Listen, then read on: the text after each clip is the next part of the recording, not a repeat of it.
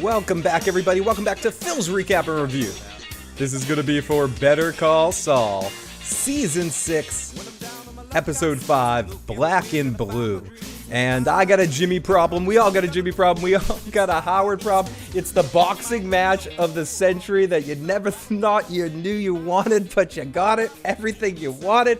Kim continues to be a creepy bastard this season and scaring me in certain scenes, the way she's guiding Jimmy. And also the sense and the fear of Lalo was all over this episode. And of course, we did get the Lalo appearance at the end of the episode. And I don't know about you guys, but I was on edge in that final scene, screaming at, and I'm going to mispronounce his last name, Ziegler, the guy that was working on the underground lab, screaming at his wife the whole time. No, you don't need to look. Don't listen to that dog. Get the hell out of there. And there was some poll going around this week. I saw, who would you be more scared to be in a room with, Lalo or Tuco? And I don't think it's even close. It's Tuco. I wouldn't want to spend 5 seconds with Tuco. Lalo's not going to kill you unless you get in his way. He's not just going to freak out for no reason, but he's still so calculating and evil, and I loved seeing the multiple sides of Lalo, that we see how quickly he shifts his personality into what was his name, Bob or something. I forget what it was. I have it in the notes.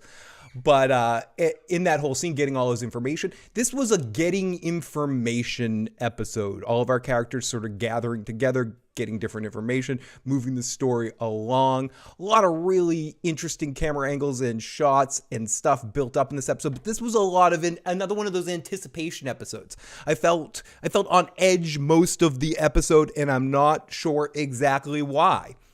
Something horrible feels like it's coming, and then it had that wonderful comedic moment in the scene with Jimmy and Howard boxing. I really liked Howard in this episode. I liked his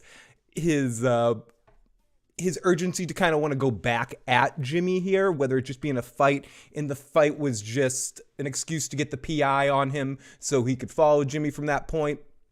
I don't know about you guys, but I feel like Howard's going to get himself into a big mess of trouble at some point in time. There was a lot of imagery in this episode, and let me get on here. Hi, everybody. Phil the Issues Guy. There was a lot of imagery in this episode with Miss Kim over here, with her possibly going to jail. I'm not a big prognosticator. That's not my thing here. I like to react, break down, explain, get into things. But I have been saying that Kim dying, I'm not sure if they were going in that direction. I could see the foreshadowing in certain episodes, but I think this episode to me more foreshadowed her in very clear terms in prison at certain times. They just shot her behind bars. Some of the reflections that they shot her in, some of the angles was definitely, for me, smelling like they were telling us that she's going to prison. And that's just them fucking with us again. These guys like to mess with us. That's just what they do as television show creators. That's what Vince and Peter and their whole team like to do. They like to play. They play with the expectations. They analyze what they think you will think, and then they throw it around the writer's room and figure out what it is. There's a line that I wrote that was mentioned by Vince. I heard him say, complex is good, but confusing is wrong. It's like a simple thing with that. So they're always trying to do something maybe complex, but not stuff that doesn't make sense. I'm paraphrasing that quote. But you know what? I'm not alone. Of course, on this Better Call Saul journey, I'm lucky enough to be joined with some folks here live. Of course, the live motherfucking chat is here. Oh, wow. I realized I just went to Lalo's picture instead of this. Okay, we got the chat in here. Let's see who we got in the live chat tonight. Whoa, scrolling by really quick. We got Emerald. Anyone watch the Critical? I have not, but I do love the drinker. Jay, that was close. Not sure about the sculpture thing. I'm not sure what that thing was either. We'll get into that. There was a little mix up on the AMC Plus app tonight too. The episode didn't drop right at 9:01. Excuse me. So I had to go into the live AMC watch. So I didn't see the cold open until, the end of the episode. I didn't see it till the end of the episode. So I wasn't even sure what that thing was. And then, of course, it comes back from the cold open. But yes, Jay, you are correct. Great to see SM down in the live chat. Better Call Dirty Locks. Joe probably won't be joining us on these Better Call Saul. The timing just isn't perfect, but I know Joe has a lot to say about a lot of things, and we'll make sure to get Joe on ASAP. Now I wonder what part of the lab Lalo is under. Lalo buried in that lab at some point in time. Who else just finished the episode because he had to wait 30 minutes for AMC to upload it? Okay, Ben, I'm glad you said that because I'm not the only one. I just wanted to make sure it wasn't my thing that was screwing up. But yes, usually AMC Plus drops the episode right away, and they didn't for some reason. Then they dropped it, and it was error coding when I tried to load it, and then I was behind, and I started to panic. I'm not making excuses for my notes being bad right now, but I kind of rolled into a cold panic when AMC didn't upload the episode because I just started going, oh my God, what if I can't watch it? What's going to happen here? Or if I had to start it too late, but I switched over to the live, and then I was bouncing back between commercials to see if it was uploaded. And you're right, it didn't upload until halfway through. It for me, it didn't even upload. I didn't see it till the last commercial break that I ended up skipping. And I think I ended later than 10 anyway. But hey, we get to see Joseph in the live chat. Saul versus Howard was great. Honestly, everything I wanted that I never knew I wanted. If we were making like bingo cards on things we thought or doing betting pools on things we'd see on Better Call Saul, I don't think Howard versus Jimmy in a boxing match would be on that list. But I loved every second of that. I like the way they filmed it. I like the music, which I think was the same music used in Breaking Bad episode 2, season 2, episode 7, which is the same title translated. I don't think that was the only crossover. I believe it was the song used in the intro song, but I could be wrong. It might not even be that song. I might be talking out of my ass here. So someone can correct me in the comment section much later when someone who's better at pointing out Easter eggs and stuff figures out if that really was that song. But there was a translation for the Breaking Bad episode, season 2, episode 7, for Black and Blue. But that was a great episode, and this is one of those episodes that this is why I love Better Call Saul, because every episode doesn't have to have something crazy happen. It's a texture episode. It's a world-building episode. And that's where I think it doesn't fit into the sort of, oh, let's think about the what the fuck moments that happened on this episode of Better Call Saul. Walter White wasn't in this episode. It's a fail. You know, some shit like that. This was a tension-building episode at the top level. The way all the camera angles went, the way the darkness of the music crept in, the way that they were filming just from subtle different height levels and different perspectives on Kim, and the color shifts. I know this show's always been with the tonal color shifts, but in this episode, the way that they're pushing Kim from when she started in the series being very bright to, and this is a simple one. Sometimes the most obvious thing is the coolest thing, and they're just darkening her. They're putting her more in shadows. And in the scene, even the scene in the diner tonight, since she's talked to Mike, I feel like they're giving us visually on the show a sense of closing in on Kim, and every visual cue and music cue that we're getting around scenes with Kim feel like the world is closing in. And I feel that when I'm watching it, even in the diner, the way she's looking around, like I mentioned earlier, the reflection off the coffee, I thought was one of the best weird shots that they've done all season, and they've done a lot of those. There was another one looking into that restaurant when they see her through the bars. That's obvious on the nose, but still effectively done. And I think that's the thing I'm enjoying most about this season so far of Better Call Saul. The production staff and everything that's going just seem to be at the absolute top of their game, and everything is interesting and everything seems like it's working for me. I drink the Kool-Aid of this show 1,000%. I accept that.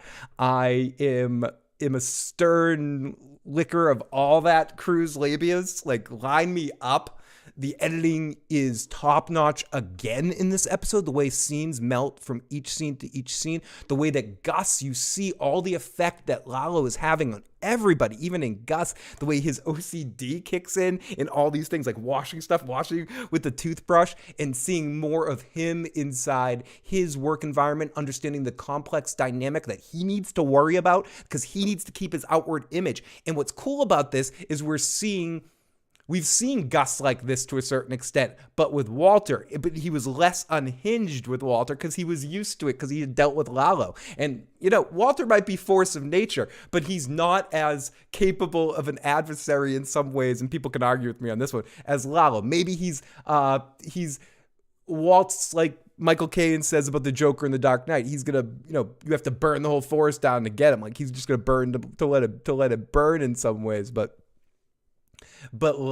just to come out on top. But Lalo is very calculating. He doesn't know where he's going to come, at what point in time he's going to come, and he's scared shitless to find out when it's going to happen. And I feel that the audience feels that, and the way that's playing off Mike's calmness through everything is a very amazing parallel that I'm enjoying. And this episode sets it up. It's just, something crazy's about to go down. You just feel it. And I'm screaming inside, like, just get it. Jump out already, do something, not because I'm impatient with it, but because I'm anticipating it. And I also want to mention, we already have one right now. But if you guys want to leave a voicemail, you can do that at 781-990-8509. 781-990-8509. 24 hours a day, 7 days a week if you want to leave that. Just make sure if you're calling not during a live show, you say this is for Better Call Saul, because we use the number for a few different shows. And also, if I somehow miss your live chat that you want to get into the show, you can also text that number as well. So yeah, the boxing match was incredible. I was screaming, get out of there. The translation of the sculpture. Thank you so much, Jay, for translating the sculpture for me, because I was going to task the chat with that on the German statue. The sculpture was "In loving memory, your boys." Okay. Yes. What the fuck? This episode. I scrolled past it. Here we go.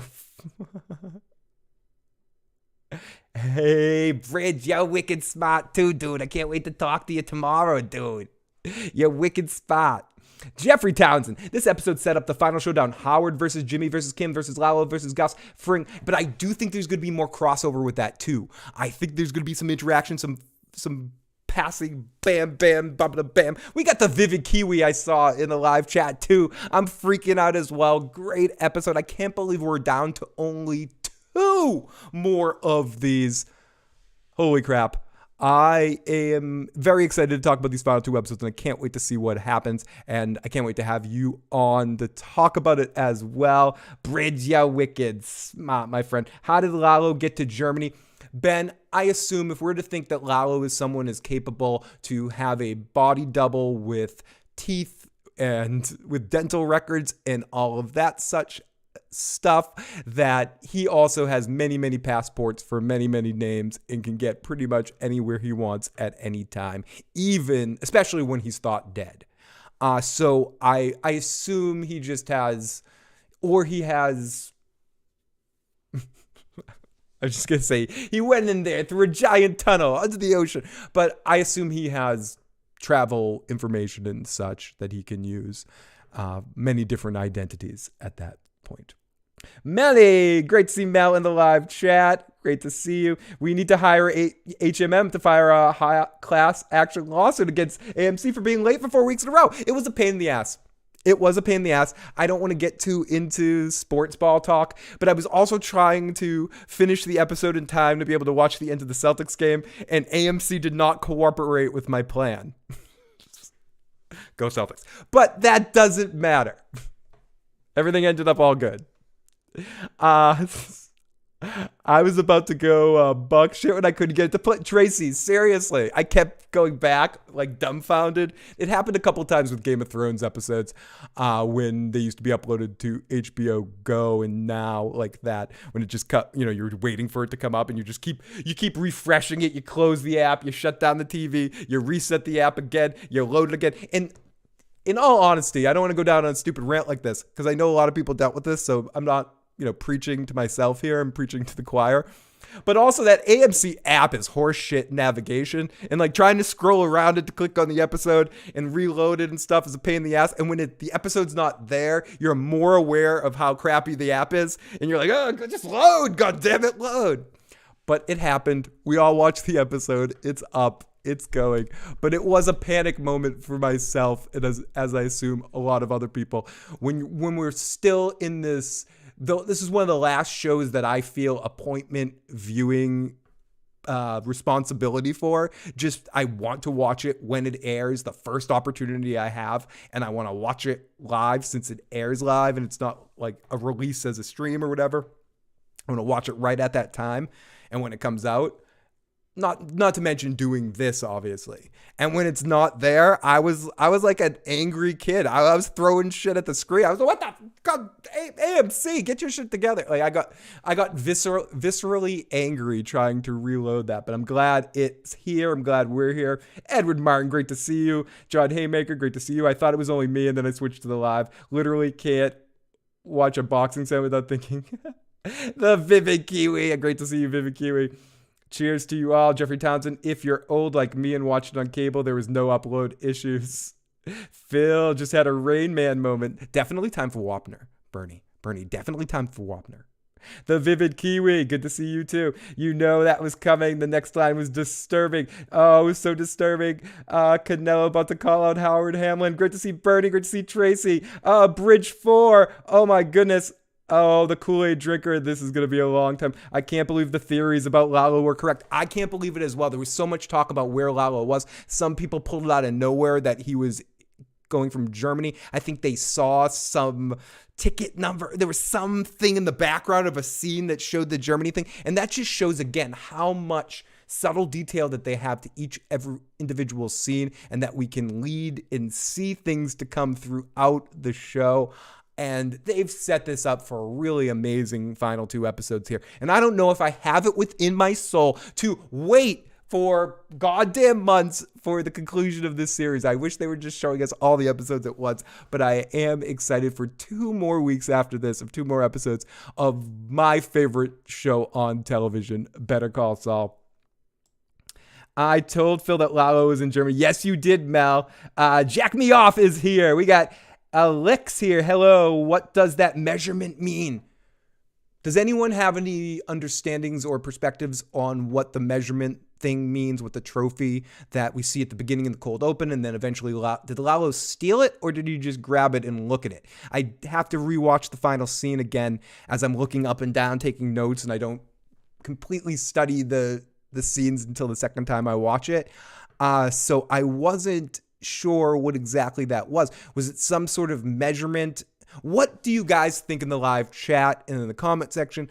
Call on in and leave your perspectives. What's Lalo's plan here? What was he was trying to get information to screw with Gus, obviously, but what was the significance of that measurement device that was obviously a memory for his kids or memory for him? Is it some sort of representation of a scientific method of sorts or technology aspect that he has that can lead to figuring out where he would have built something like that so Lalo can find... I'm reaching here. I'm majorly reaching. I'm pulling out my ass right now. I'm getting kicked out of the writer's room of Better Call Saul and told to get a job where I don't have to come up with creative ideas. But that's my problem. Like, I know I can't outthink these guys, so I'm not going to try to play sleuthy Harry here with this show because I just can't do it.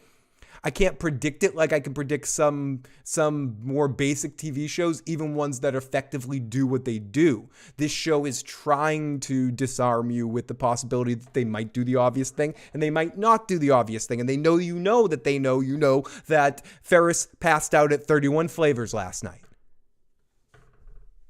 But I'm not sure.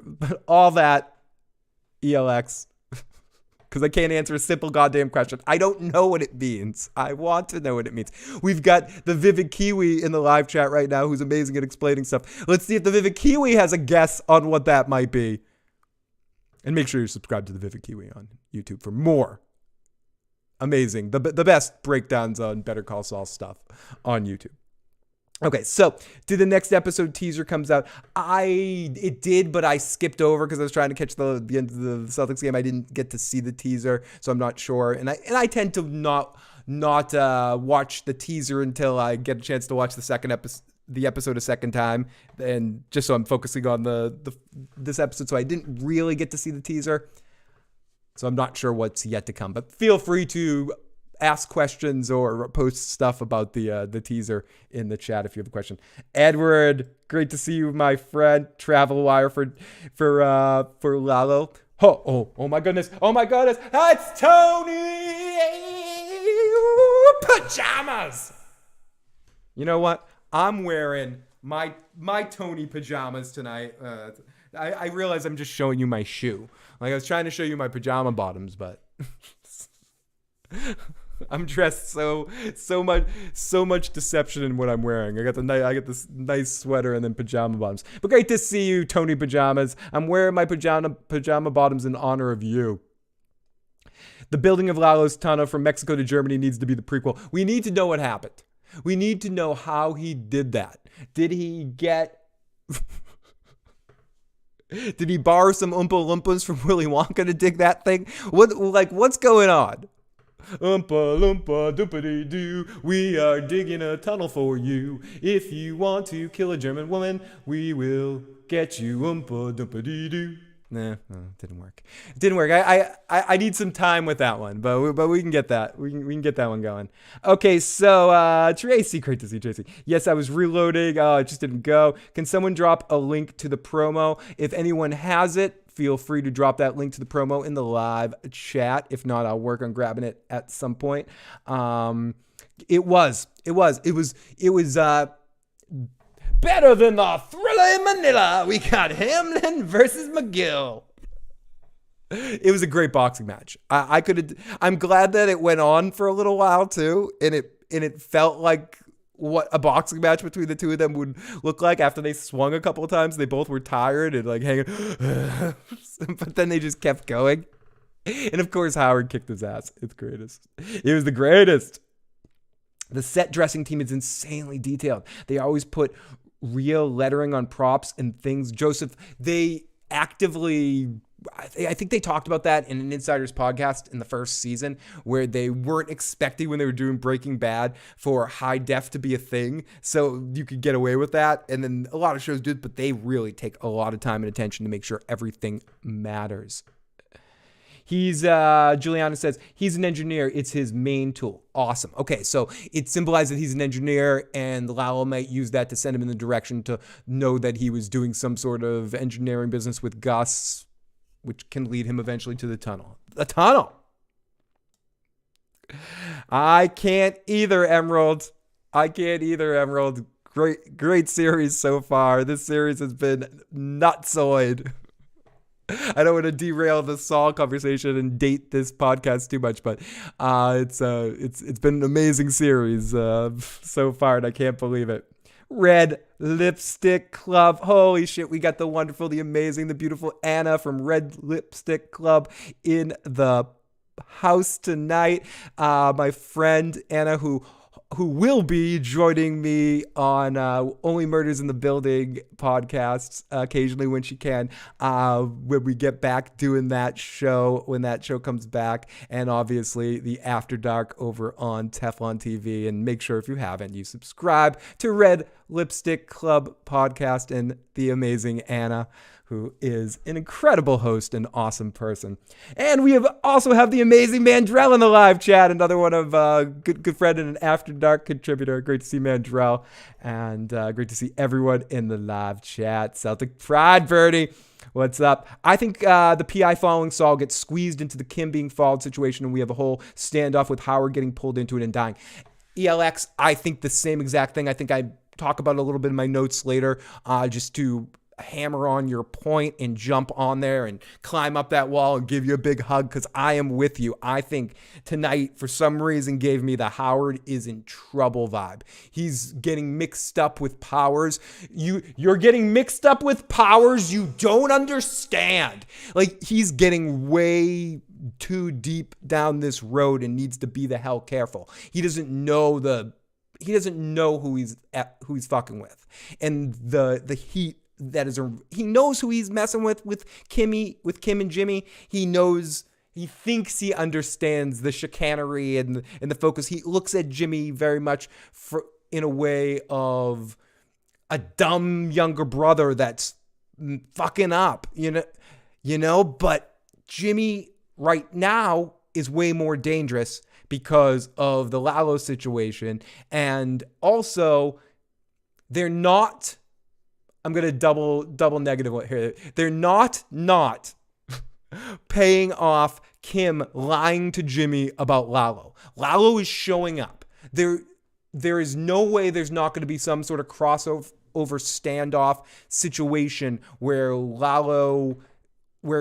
Kim's lie about this situation has popped up. They foreshadowed the living crap out of it in this episode with Jimmy comforting her. And Jimmy, I'm going to say it for the second time in 2 weeks.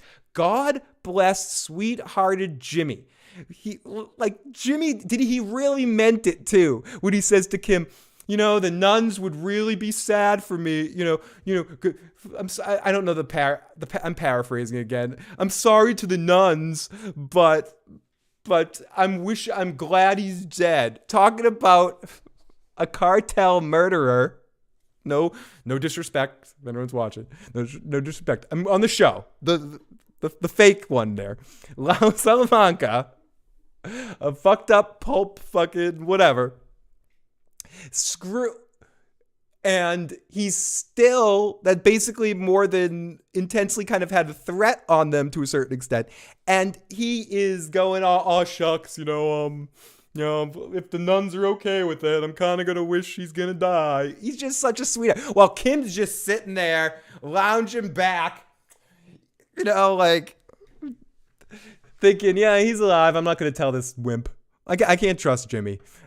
Or I'm going to deem what's responsible for Jimmy. It's amazing. And Kim is becoming more complex and interesting. She's just one of the most interesting written characters we've had in a long time. And I very much love her. Oh, awesome. Great to see we got a couple of voicemails to get to in a moment. And we also got some text. And I just want to clear the chat. Hey. Lalo seems to look on the bottom at the manufacturer's stamp. Okay, so what is Lalo's next step will be the question. When will Lalo return back to... I don't think he was necessarily lying when he said he was going back home tomorrow. So I think after he's gotten whatever he needed to get, he's heading back to Albuquerque.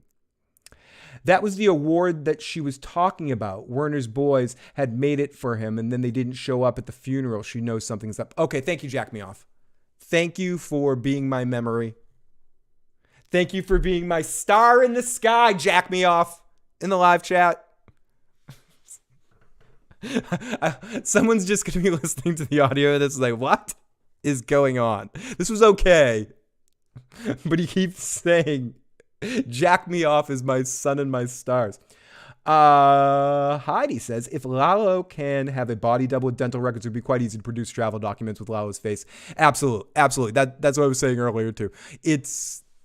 him getting out of the country into Germany seems pretty easy to me for someone with the connections that can have dental records placed in a situation to protect his murder and his death. He got that address he got an address off the bottom of the sticker. Exactly, Jeffrey Townsend. I assume it's a breadcrumb to connection that he will track down someone we can find at the lab later. Lalo will end up in the giant hole in the ground. Ghostly says, why did Gus count his steps and plant that gun? He is being extra careful, I think.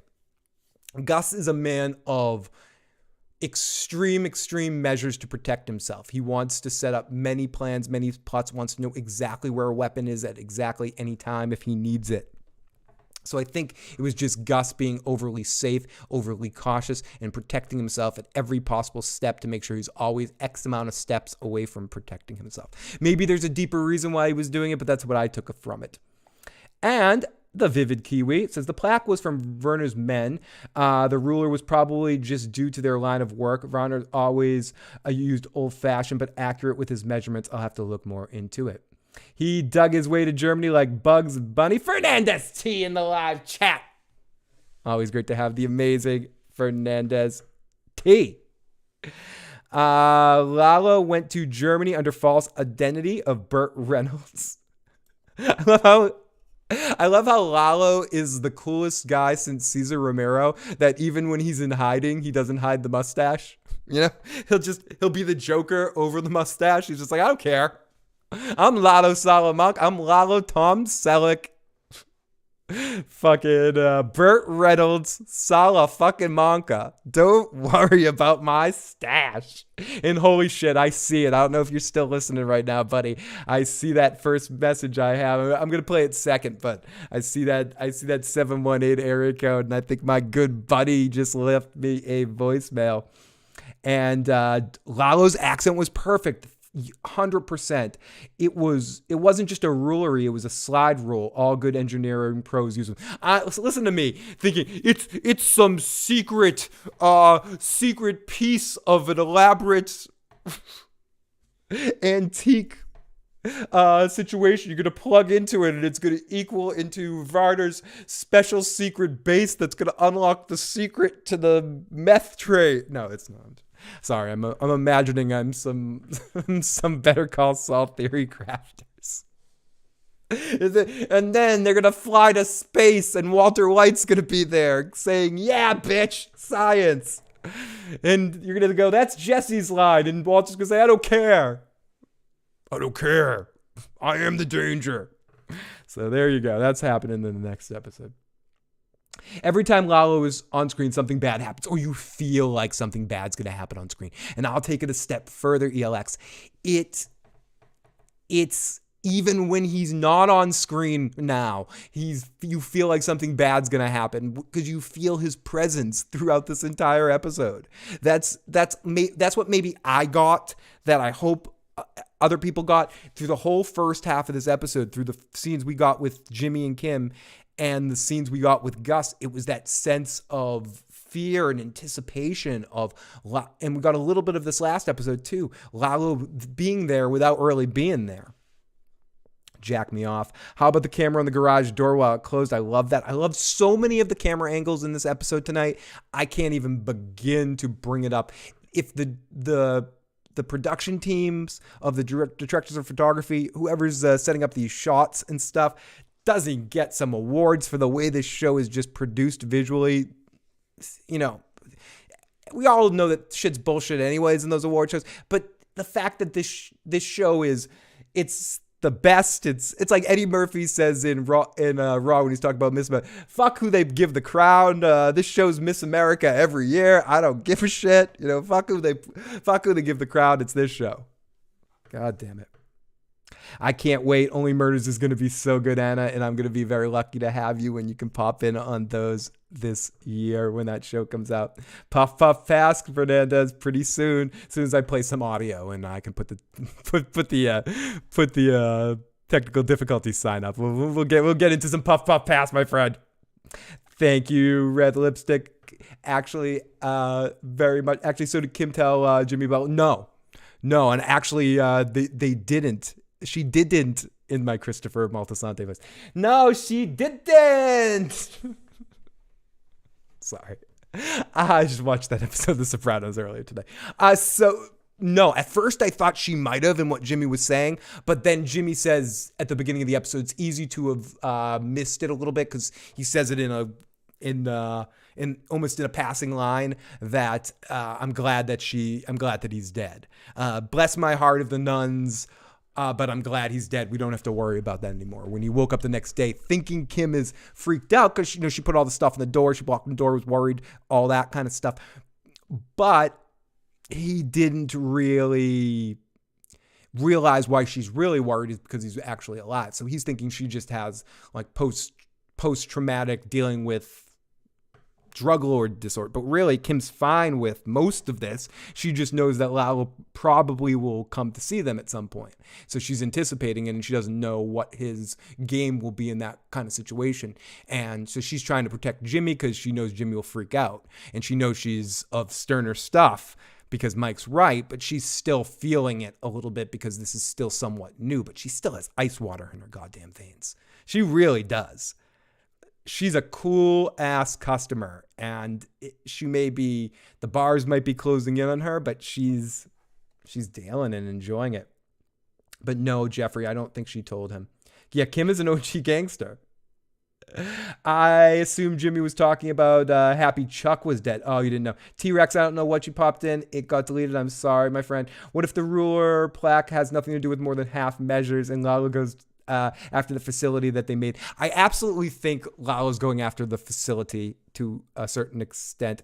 You're welcome, buddy. The half measure was that Mike got rid of Varner, but not Varner's men too. And that comes to the whole got it. No half measures that we learn later. Still, do you think that Jesse and Walt will be in the mid-season finale? No.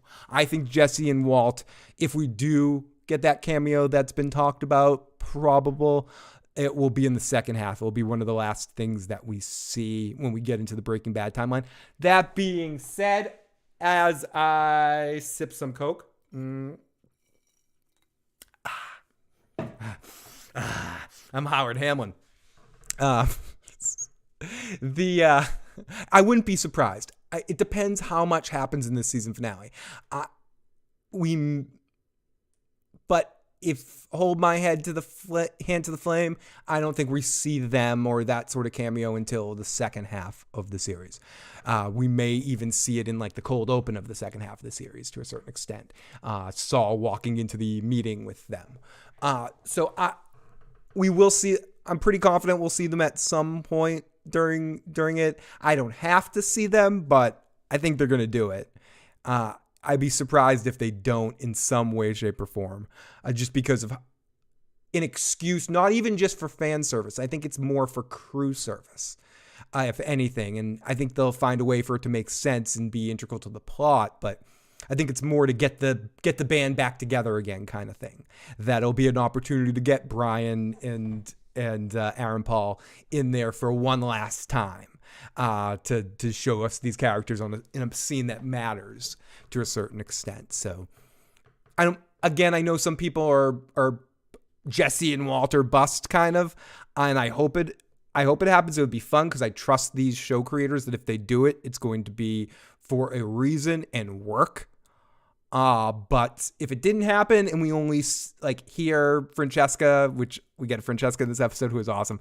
We hear Francesca on an intercom say, your next client's here, Walter White.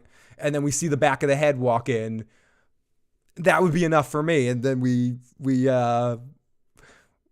see Jesse from behind and get a yeah bitch in some way, like something like that as it fades to black and then fades into the end of the Gene timeline. If we got something similar to a cameo like that, I'd be fine with. But I think it's coming, but I don't think it's coming this half. That being said, could surprise the fuck out of me. I wouldn't be. There's something big's definitely going to happen in that final episode of this first half. I don't think it's going to be like crazy cliffhanger or what's going to happen, but that's going to be a big episode. And they're bringing in a lot for that episode. I know they're doing a talking Saul episode for that. And it's looking to be, it's got a higher rating. It's got an TV MA rating, where the only other episode this season that had that is the Nacho dying episode. So I'm feeling like we're going to get some heavy action in that episode. I just don't think we're going to get the Breaking Bad cameo in that one particularly. But I wouldn't be upset, Steele, because I trust these fuckers. He's going to set up Lalo there. T-Rex. Gus will kill the lights and get the gun. Yes, and that's where he's going to kill Lalo and eventually bury him in there under the lab. I think some people are hoping that or going down that road. Holy shit, we do have some voicemails. I can't wait to play those. Great minds just trying to get through the chat here. Should have made that left at Albuquerque. I don't think today's engineers still use that instrument. I was thinking that they were making meth in Germany at first. Me too. When they were building it, I'm like, is this a meth making scene? If Lalo was my roommate, I would never sleep. Underground Lab is going to be Lalo's grave, says Ruben. So all this time during the Breaking Bad events, he remains there. That'd be amazing. That would be amazing. Gus is a CIA asset. Maybe they will show a scene. Jesse and Walt coming into the lab knowing Lalo's remains are underneath them. Bam. Bam, bam, bam. We are caught up here. Now let's get into some voicemails here tonight. Thank you so much, you guys, for leaving them. We got let's play area code 331.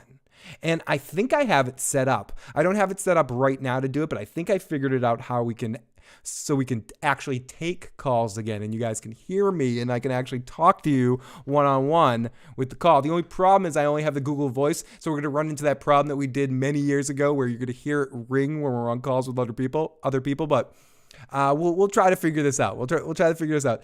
But I think I do have the technology for actual call-ins again. I got the wire I needed. So this is area code 331. His name is Eduardo, but you can call him Lalo. Just don't call him Third Ferguson. Never call him Turd Ferguson. Howard might get into a crossfire between Kim, Saul, and Lalo Mo Blue. I am totally with you on that one. I feel like Howard is on a highway to hell kind of situation and getting wrapped up in powers he should not be involved in. Area code 914. Hey, this is JT from NYC. JT. Since you guys haven't talked about the first crossover with Breaking Bad in this episode that happened in El Pollo Loco, that same exact scene is in the second season of Breaking Bad, which is the first time Walt goes to meet Gus, but Gus never reveals who exactly he is, which is why later on in this same episode, he goes and looks at what is going to be the actual lab, and he doesn't really say anything. He's contemplating whether or not he wants Walt to eventually be his cook for said lab. All right, thanks. Great call, JT from New York City. Thank you so much. And excellent point. I love all the subtle Breaking Bad references that they put in. I love seeing him in Polo. I also, I don't know about you guys, when he said spice rings, spice curls. I was like, did he just say the Spice Girls? Do you want to add the Spice Girls to that? I don't know. Maybe it was just me. Maybe it was an audio hallucination. But when he said Spice Girls in that scene, I wanted the guy that he was ordering going, are you trying to tell me what I want, what I really, really want? Do I really, really, really want some Spice Girls? But or that's like the advertising slogan. They got Polos uses the Spice Girls song in the back as their advertising campaign. Tell me what you want. What you really want? Some Spice Girls. What's some Spice Girls? Spice Girls. Sorry, I'm poor. I'm bad, but that's definitely what I was thinking in that scene for some stupid reason. That's what I heard, and I'm sticking to it. He said Spice Girls. And here we go. Let's listen to our voicemail from our next caller. The wonderful, the amazing. He's back, everybody. Big J. Hey, this is JT from NYC. Sorry. Wrong message. See, I just did this is why I'm incredibly awful sometimes. I just did this good intro. I did a good lead. I'm like, oh, here we go. He's back. It's been a couple of year break. Amazing that he's still checking us out. Came back after all these years. The wonderful, the amazing. Phil, Big J, man. Long time no speak. Big J. I've been meaning to call you. I just, time's been crazy. I've been watching the show the next day, and, man, it's been a while since we spoke, but, I just started watching your recap, so I'm gonna leave a message. I'm gonna fall asleep to your recap like the old days, man. Thank you, my friend. It took me almost 5 episodes. Last week, it was such a long layover, but I tell you, I'm enjoying the show. You know, this is my favorite show of all time.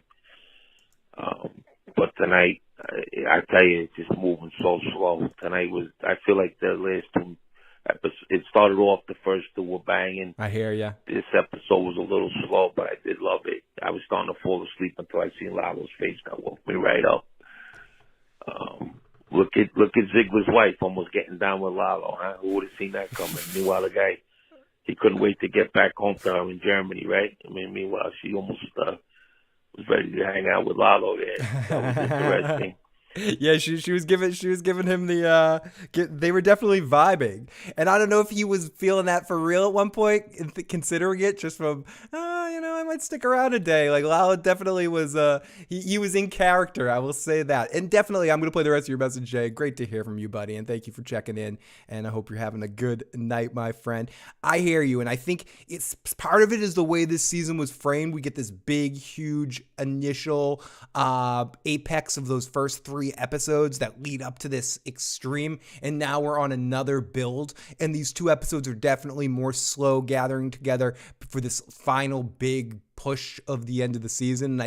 And I agree. I love the episode 2, even if I could see if it was a status quo kind of more character profile, learning about the characters, getting in the world. We've been watching this show for a while, and this show has a lot of episodes like this that are more texture world building type stuff that you watch. And when we're waiting week to week, the intensity's built up in some ways, and I think episodes like this just make, when we get the payoff for it at the end of this season, dude, it's going to be all the worth it. And let me play the rest of your message. Great to see you, buddy. Yeah, I didn't see that coming. I definitely think Lalo's dead. Dead. I like that part. Yeah, he's gonna end up in the lab. He's got to be gone because he wasn't in Breaking Bad. Dead. Kim's definitely going to jail. You're right. And the main reason I say that also is because if you watch Better Call Saul in Breaking Bad, he would have. If Kim is dead, he wouldn't have been that. I don't know. Like, he was very jovial, happy. He would have been too depressed. Yeah. You know what I'm saying? Yeah, exactly. That's the way I'm taking it. So, anyway, buddy, I'm glad I got to call you tonight. Me too, man. I'm enjoying the show. I can't believe this is it. We got one more episode, and then I guess the Gene stuff is going to be, it's been 7 years, man. But, I only call you during the show. This is all I watch. So, all right. All right, my buddy. I mean, I watch a few other shows, but I wouldn't even bother. Yeah, no, I hear it. What we do. Unless it's a show of this caliber, and there hasn't been one in my eyes. So, all right, Phil. I hope you and Joe are well. Take care, buddy. Great to hear from the amazing, one of our longtime awesome callers, Big J. And I definitely agree. And Big J, we got 2 more episodes left this season, and then it comes back one more time. I believe it's in July for 6 more, and then we're done. So a little bit more action to go. Excellent show. Excellent fun. Great stuff. We got a couple more callers that I definitely will get to. Let's just make sure we're getting to the chat too. Lil Dolphin in the live chat too. Great to see you, Lil Dolphin. Great to see you. Great to see Disraeli Davis. Werner's wife was kind of foxy. I agree, Jeffrey. How does Lalo know how to find her? Great damn question. Lalo is always on the hunt. Again, I assume he has information that is a good captain. That's a very good question. How did Lalo know where to find her necessarily, where to stalk her? It wasn't just happenstance, obviously. That was a whole plan. Maybe he has a spy. Maybe he has some sort of informant that told him about the situation that happened and the problem in Gus's organization. Am I misremembering that from season 5, maybe, because I haven't rewatched season 5 too recently, that someone told Lalo about the situation that happened in Gus's thing with what happened with Vanna. So possibly there's some connection there. I'm sure it's somewhere. I'm just not thinking about it, but that is a good question to ask, Captain. And Jeffrey Townsend has it. That's just what Lalo does. And that's also an acceptable answer because Lalo is like the MacGyver of criminals. But because he knew Ziegler's name. Oh yeah, he did. Okay, he did know Ziegler's name. He was already looking up Werner Ziegler back in it was season 4, and he heard his wife's name. Awesome. Thank you, Julian, and thank you, live chat. This is why, again, I love that we do this live, because Better Call Saul fans, you guys in the live chat are, way more smart about all this stuff than I am. So I can get the right information out here on the live show with you guys in the live chat giving it out, rather than my spotty memory. Tracy, sorry, it zipped by. Tracy said, my feelings watching the preview was that it doesn't look good for Kim in the next 2 episodes. Guys, please help. Where can I watch episode 5? AMC Plus right now. Sign up for a free trial to watch it immediately. Also, me ladies, the pirates, waters, And I'm only saying that because Vince Gilligan directly told people to do that on the Insiders podcast this week. He's basically said, watch it anywhere you can. Go to Pirate Bay or whatever you want to do. So search online. There's some websites you could probably stream it already right now, Flots. So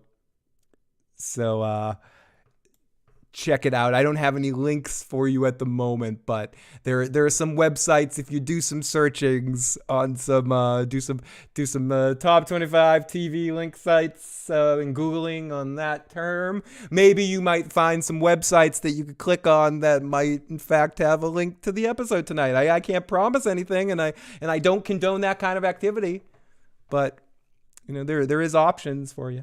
There's fucking options. Probably Mike, I think. Hey, we got Jackie C in the live chat as well. Do you think season 6 part 2 will be the Gene storyline? I think we'll get at least most of a whole episode of a Gene episode. I think we'll get a lot more Gene in the second half. If not, I don't think it will be all Gene, but I do think it will be a lot of it. More than we may think. But because there's a lot that needs to be done, as we've been talking about. The diamonds need to be dealt with. We need to see who called them. We need to see how he handles the people that recognized him, and we need to see overall what is the last time point in the Breaking Bad timeline that happens at that point. Does Saul eventually go to jail? Does he die? Does he work at Cinnabon for the rest of his life in obscurity? Does he get back together with Kim when Kim gets out of jail eventually in that timeline? Is Kim dead? Does Kim have anything to do with it? A lot of questions need to be answered, and a lot of them gear right around that Gene timeline. Captain says no, Gene will be one episode in the second of the final season. I tend to agree with Mel, which is Mel said there.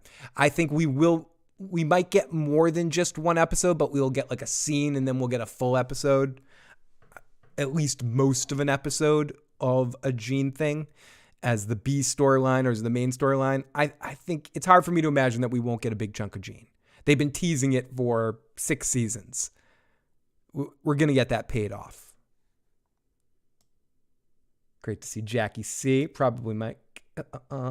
I was craving some Los Polos, so I went through some Popeyes. Close enough. Actually, my very first job I ever did was working at a Popeyes, dressed up in a Popeyes character costume, standing on a highway, waving people into Popeyes. I got paid $20 a day and all the corn on the cob and biscuits I could eat. Worth it. Oh, I eat meat. Doing my best Uncle Joey. Okay, so I'll be pissed if we don't get the Bill Burr cameo. If we don't get the Bill Burr cameo, it's on Bill Burr. I'm pretty sure, and I've heard him talk about how they've wanted him to do it for several seasons, but he just doesn't have the time or something.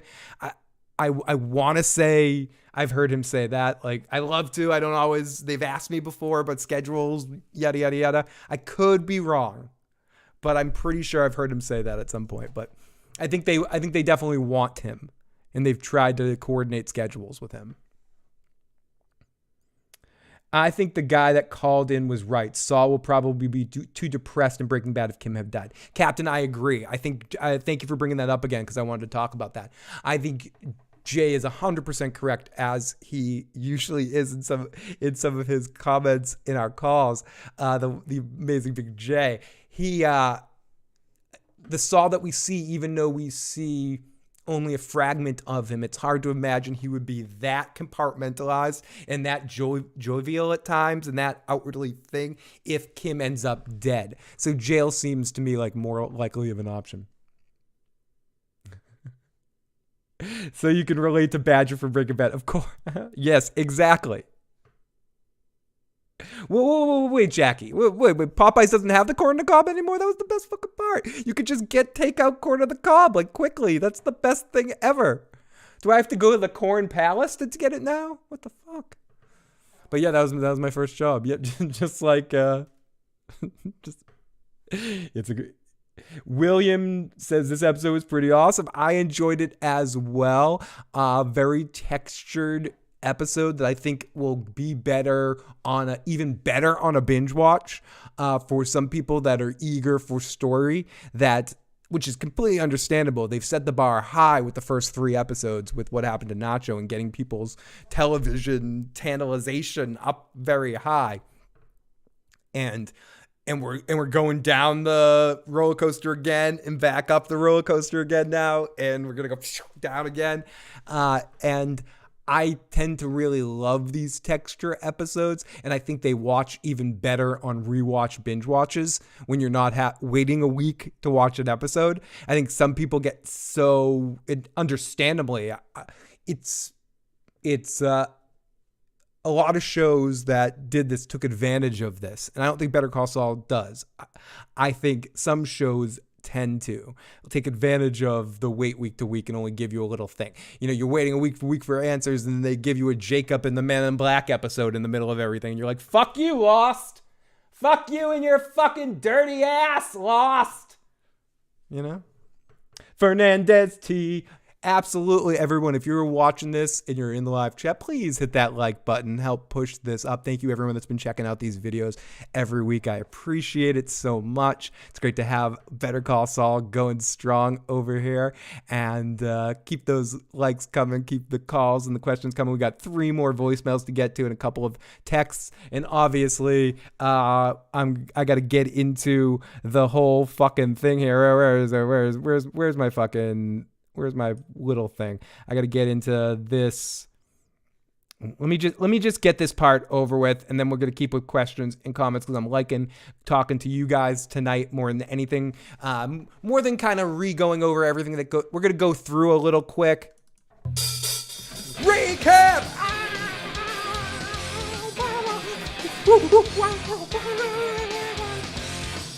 Okay, we're going to go through a recap and such. Excuse me. But wait, 1 second.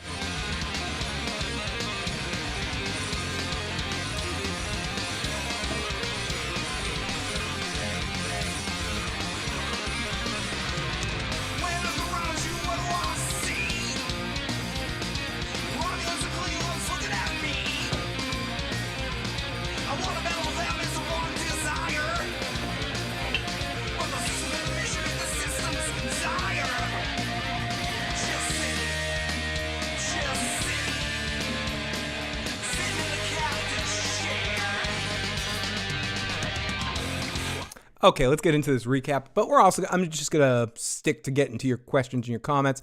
We will get into some recap aspects of this, but this is sort of a quicker recap in the sense that we basically talked about what happened. This was an anticipation episode. This was a lot of what's going on in the background, what's happening.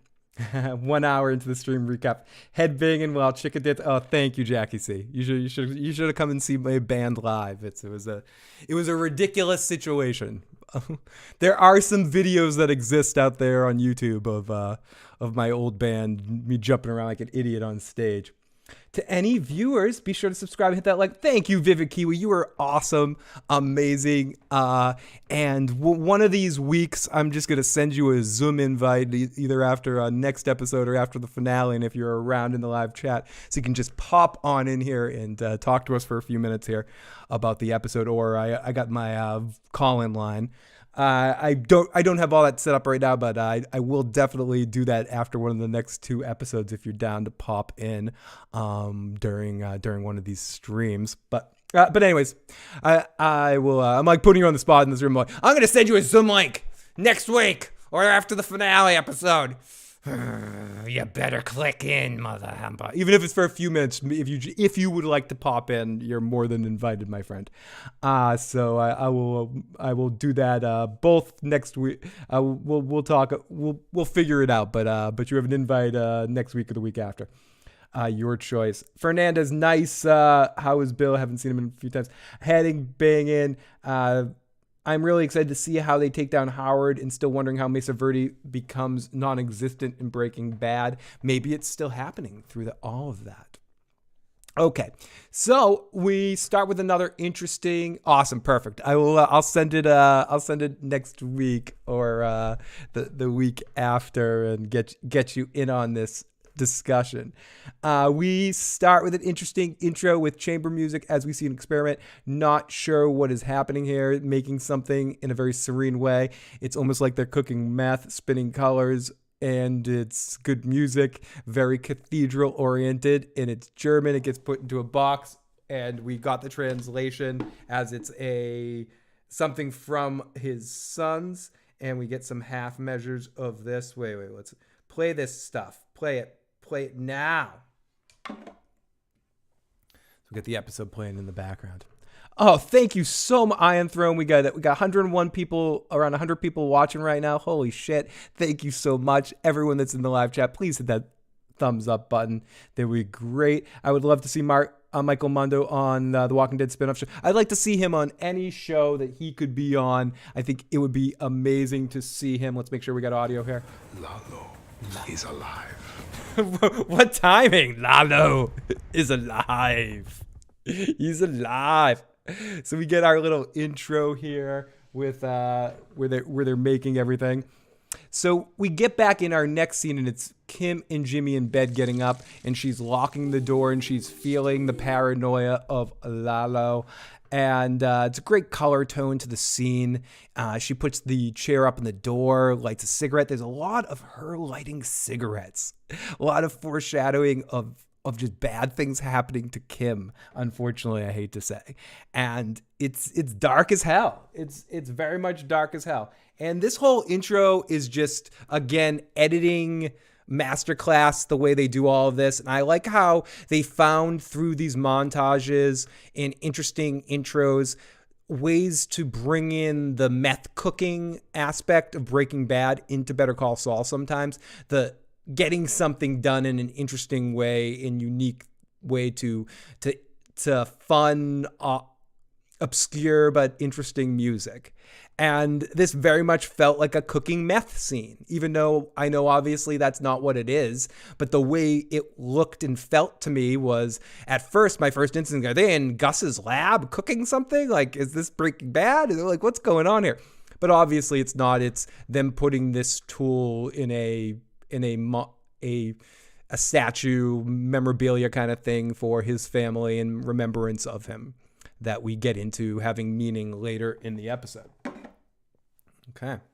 So Kim makes me want to smoke it so bad. She's just puffing away over there. Seriously, it's hard for me here. You know, I'm like, what the fuck? I'm afraid to get to that part in the episode. Damn it. Cigarettes could foreshadow. There was a lot. Disraeli Davis, great name by the way, Disraeli Davis. A lot of foreshadowing with jail. I've said a few times, the restaurant scene, they film her through bars. I don't know if that's a little too on the nose, but again, like I said with these guys, they don't care. If it's on the nose and it works, god damn it. Did Gus leave a gun in underground lab? Was that what that was? It makes me think the final confrontation would be Lalo underground. 100%. 100%.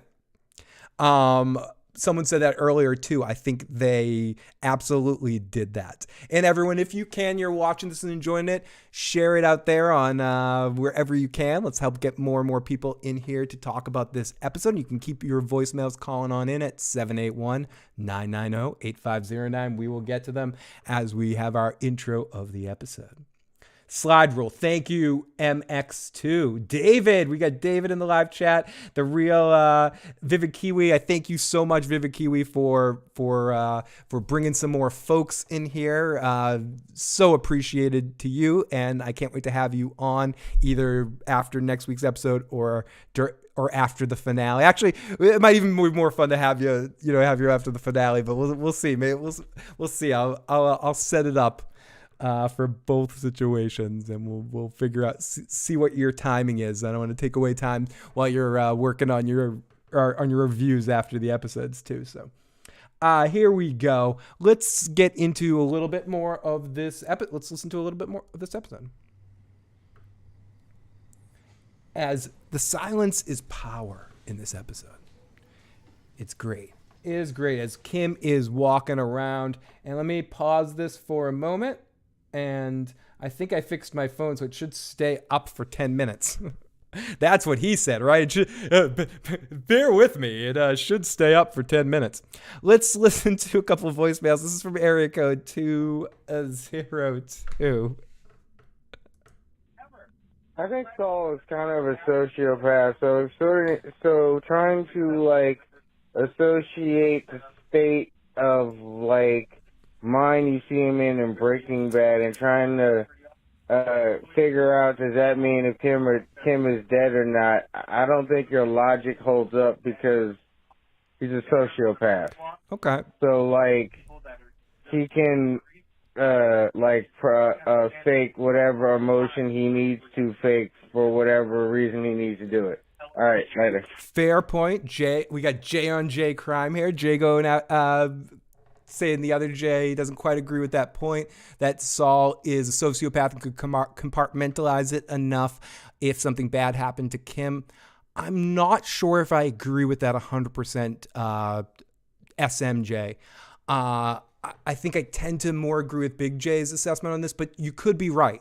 I'm not sure if I think Jimmy is a sociopath in the same way or necessarily has too much of a dark side. I know he does horrible things, and this might be a horrible perspective by me that's wrong, but I think out of all our characters that we see in this universe, Walter, Jesse, Mike, I think Jimmy is one of the more innocent ones. I think Kim is a little bit more nefarious than he is. I could be proven wrong by the end of this series, and you could be proven right, and we could see that Jimmy's even more cutthroat than I think he is. But again, he's talking about nuns bless my heart for thinking someone would die. I think he's just an exceptional manipulator, liar, con man, bullshit artist. But I don't think inherently Jimmy's a bad person and Saul's a bad person in the way that I think Walter's a shit person. I think for protagonist of the series, Jimmy is a far better human than Walter White is. And I think he's more akin to Jesse, in a sense of innocence and gets wrapped up in it, but Jesse's not quite, as culpable and stupid bullshit artist. I think Jimmy's definitely culpable for his actions, but it's still yet to be determined for me whether I would classify Jimmy as a sociopath.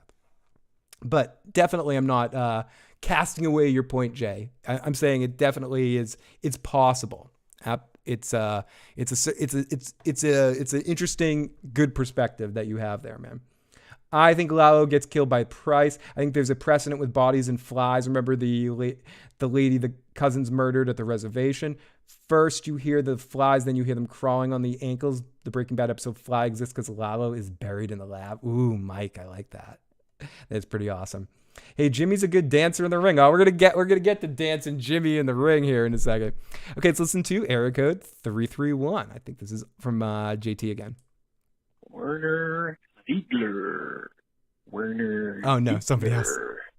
How cool is it that Lalo can do a perfect American accent? It's so good, dude. When he first met Gus in a restaurant and he was talking about the chicken, I'm like, this guy can drop the Spanish accent completely. That's really cool. As if Lalo isn't dangerous enough in all other ways, but now the guy can pass himself off with any accent as well. I mean, I noticed that early on that he could speak English so well, and there he is using it, impersonating being an American in Germany and totally pulling it off. I mean, unbelievable. How fucking cool is that? Yeah. Right on, man. Love the show. Keep it going. Dude, it was so good. It was so it reminded me a little bit of like Hans Gruber and Die Hard and stuff too. He just like shifts it so casually in the moment and just like, oh, here's my what's going on? Hey there, here's my American accent. It was just so subtle and good and perfect. And I loved it. It was great. It was great. Great call from 331. Okay, so we wait. Great color tone to the scene. Silent. Jimmy wakes up eventually. Let's get to Jimmy waking up in the scene. Play, damn you. Let's get to Jimmy waking up because it's interesting to watch how Jimmy, in a way, how pissed is Jimmy gonna be when he realizes that Kim didn't tell him about Lalo? Is this going to bother him? It's because right now, Jimmy has a little bit of he thinks he's protecting her. He thinks that he's above her in the con person food chain and that it's okay, we'll get through this. But he doesn't realize that it's the other way around. And I just wonder how he's going to react in that way. If he's going to view this situation as another like Chuck protecting him kind of thing eventually, but let's listen to the scene. Sleep. They're gonna get a jump on work.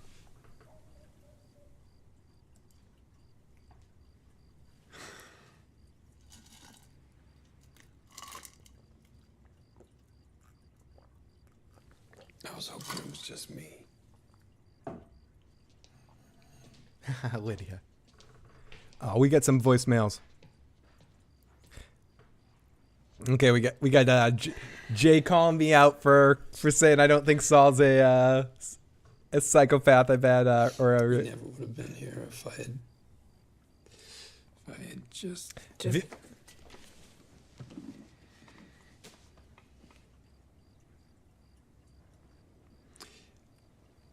nuns back in Cicero would send me to hell for saying it, but. Thank God he's dead. Okay, that's the line I want to focus on here that I've said a couple of times. He's saying that line. It makes me think, oh, he's still, even with all his cons, even in no matter what direction, Jimmy at his heart doesn't even want to wish the death of Lalo Salamanca. So.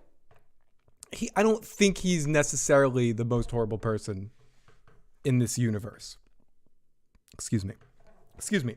Drank water a little bit too quick. Captain says, asks, what is Kim's ultimate goal? I'm really confused about that. I don't know if Kim has an ultimate goal other than Howard's destruction. I think Kim's a little high on it. Right now, I think she's broke bad a little bit to a certain extent in dealing with that Walter power trip of knowing everything she can do. And I will get to your message in 1 second, Jay. So I'm not sure if Kim has an end game plan in the sense, especially when it have to do with Lalo. I think maybe her end game plan with dealing with if Lalo shows up is calling Mike. It's since we've seen her get involved with Mike, thinking that he's turning to him instead of turning to Saul, Jimmy. But when it comes to the Howard thing, I think it's just to ruin Howard. And I think Howard points it out in this episode, and we'll get to listening to that scene a bit later. But when he says to Jimmy, he thinks it's Jimmy, like he knows Kim's involved, but he doesn't realize it's Kim that's driving the bus here. He says, you're being sloppy about it. You're making it obvious. And they are. Like the plan is almost to be obvious. It seems like Kim's plan is to fuck Howard in his dick and do it in his face, make him know it, completely discredit him, and profit. She just wants to fuck with him.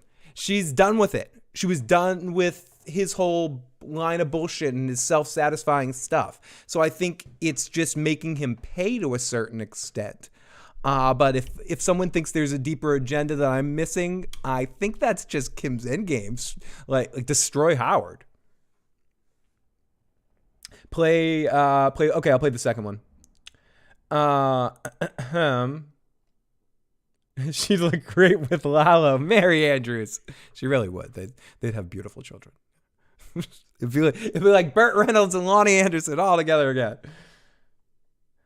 Jimmy kept secrets from Kim. Now Kim is keeping secrets from Jimmy. The tables keep turning. And you know what they say? You tell one lie, it leads to another. Then you tell two lies, then to cover each other. Then you tell three lies. Oh, brother, you be up in your ears. And you lie and lie without even trying. Okay, so charge. Let's play Jay's next message. I don't think Jimmy's a bad person. I just think he has little emotion, and when it comes to his business, he can compartmentalize that and still be whatever he is. I don't really think of him as that bad of a person, and is not like he's just screw her, I never really cared about her, but he's just I can't think about that right now, I have a job to do, and he can just go on going like that or whatever, but he realizes that, he needs to have a certain public persona for his job. All right, later. Excellent. So, yeah, I don't think he's that bad of a person. No, excellent clarification, Jay, and I agree with you 1,000%. Justin, yeah, I think part of this, it has to do with the Sandpiper settlement, which we do get that scene about Sandpiper in this episode with Howard, and they're trusting Howard. So if you destroy their trust with Howard, then they can close that deal sooner and then all collect on the Sandpiper stuff. It's something I kind of, forget about sometimes in the context of the storyline of the show, because it's been a through line since the beginning and often gets not talked about through some of the other stuff. But you're 100% right, Justin. F in the live chat. It has a lot to do with Kim wanting the money from the Sandpiper thing. South Wall, you mean the South Wall? No, Clifford thinks Howard is coked up for sure. He definitely does. I love that scene between him and Howard. It's really great. Jimmy does it because he can. Howard deserved what he got. He really did. I wish Jimmy won the fight. We'll get to the fight a little bit, but I really do wish Jimmy won the fight. I wanted to see Howard get his ass kicked a little bit more, but you knew, and he's picking up beating up Jimmy isn't a big deal. Even Walter can beat up Jimmy. But Justin, excellent point, Justin, and yeah, let's continue with it. Let's continue with this shit.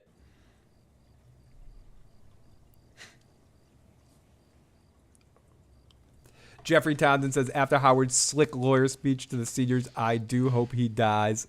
Oh, we'll get to Howard and his slick and quickness. So let me turn down the volume here and let this episode keep running in the background. Somehow I think Kim really does like No, she does. Mary, I think Kim needs to do that pro bono work. She loves helping people. It's a big part of why she needs to do what she needs to do. Excuse me for a second.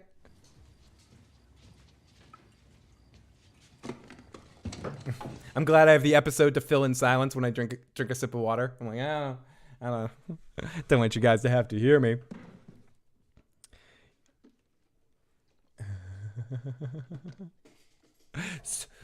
Say my name. You know it. Okay, Justin Falzon. Justin Falzon. We know who you are. So our next scene is we get into the coffee brewing, but we go off to Gus and Gus's paranoia. There's not much to say about this scene with Gus other than we feel Gus's stress. I mentioned this earlier.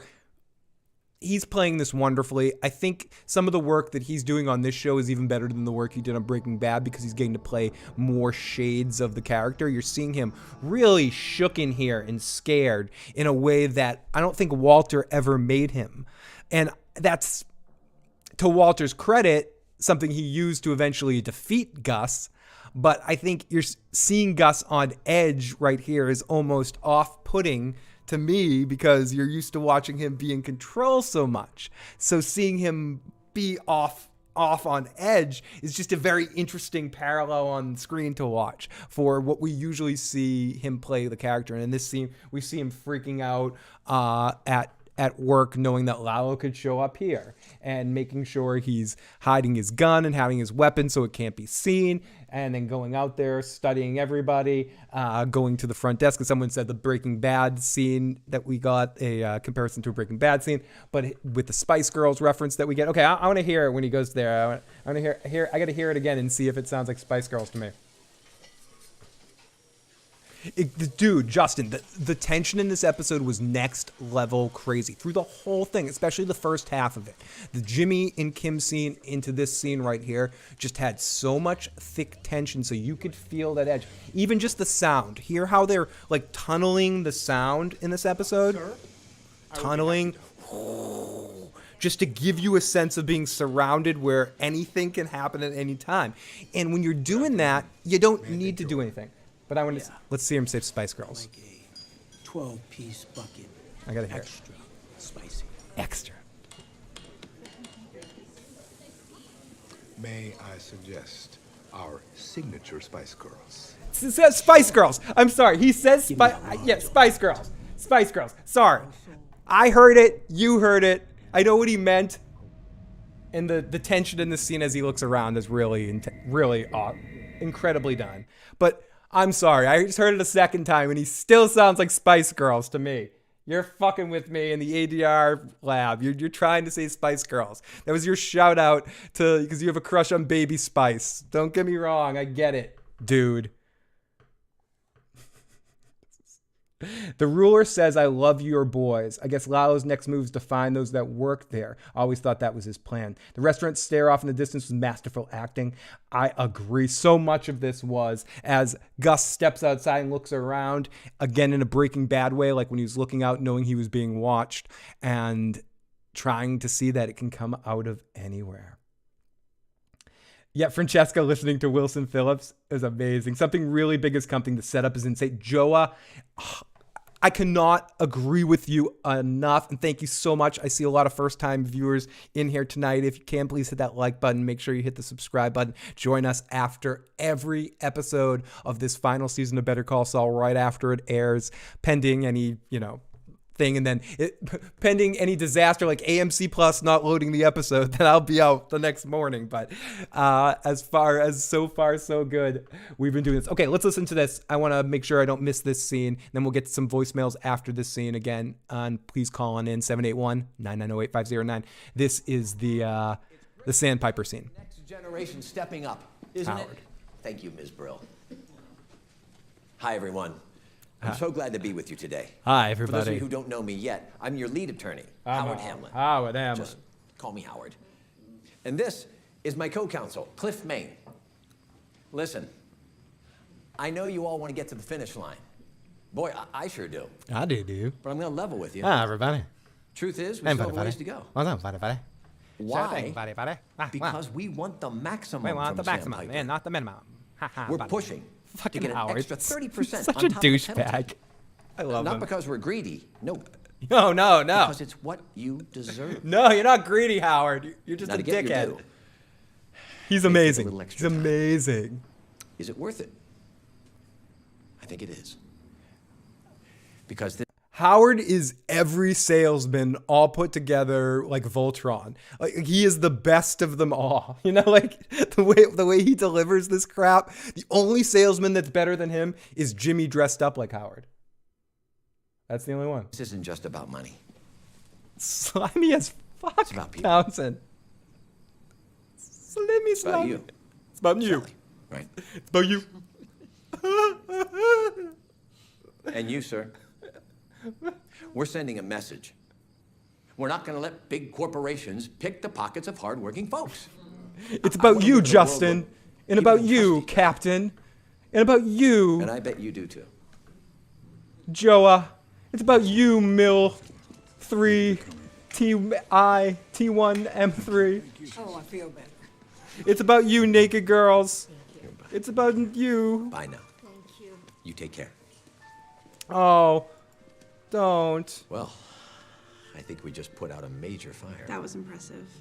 Aaron, I'll see you back. I'm sorry. I'm sorry, guys. I know you guys want the want what that person's selling. Okay, and so we get into this next scene with Howard and Maine, and this is awesome too. The way Howard susses this out too. This is a fun scene. Drive right past it. That's what you're saying. I don't even. I don't know how to respond to that. I'm not asking you to respond. I just need you to know that I know. It wasn't me, Cliff. Whoever you think Yeah, you sorry, saw. but that's the kind of thing my son used to say. It was your Jaguar, your namaste plate. It was you. Howard, there's no harm in asking for help. You got a lot of people in your corner. So there's the baggie at the country club. Yes. After that, some clients who you can't name because of privilege make insinuations. Then on Thursday, you have a business meeting and you witness a Jaguar speeding past. Yup. Who are you meeting with? Not sure why that's Howard germane, susses but the he Kim Wexler. She came to me for career. He smells Jimmy so far. I love the turnaround here. I was like screaming watching this. So, all right.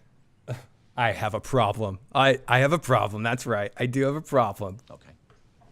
It's not the kind of problem you think I have, but it is a fucking problem. Oh, sorry, everybody. Oh my God.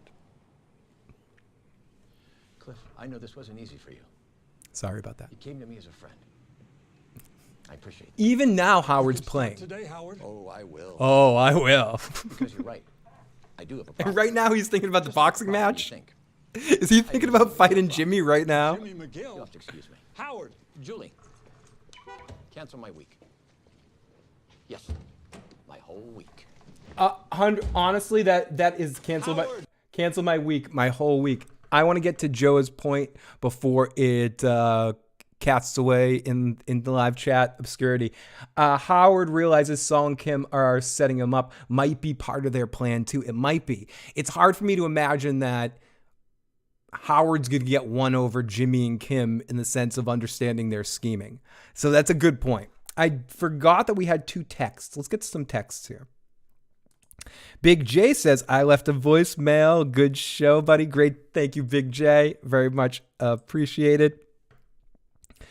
What was with the scene with Gus in the lab? Like, what was that about? Asks area code 601, who we talked a little bit about it earlier, but I think he was planting a weapon down there just to make sure he had a weapon stationed in the place where he eventually wants to kill Lalo and lure him down there for some reason.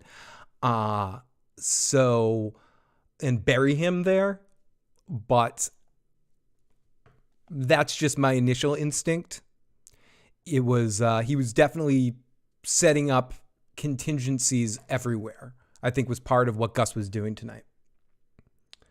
Howard didn't look too good in shorts. What if Howard gets killed by Lalo? He could accidentally get mixed up in the cartel mouse captain mess. The mouth. I just said the mouth. The mess. I think so too. And let's get to our last voicemail. Area code 515. And the voicemail line is still open all night, but this is just the last one we have in the tank right now. Area code 515. Hey, this is Joseph in Des Moines. One amazing day on the set of Star Trek Voyager. The writers decided that the character of Chakotay was too boring, so they started making up shit to add to his character, and they kept adding little things about his Native American generic spirit journeys and shit, yeah. Past, and they decided he was going to be an anthropologist, and then eventually they decided that he was this prize-fighting boxer student person that was into boxing, and so they had him do this stupid episode about boxing. It was the worst bottle show that they ever did on that show, pretty much. And they had Boothby laying around, and then they had Boothby like coach him in the ring, and he was like delusionally fighting an alien in his dreams or something. But it was stupid. I cannot watch a scene in a show about boxing without remembering that colossal blunder that Voyager did, and I just can't get that out of my mind about tonight's episode of Better Call Saul. All right, thanks. Great message and great way of bringing up Star Trek. And I'll also bring up another really horrible boxing scene in Star Trek when Sisko boxes Q in the episode in Deep Space Nine where Q shows up. And they're, Picard never hit me. Well, I'm not Picard.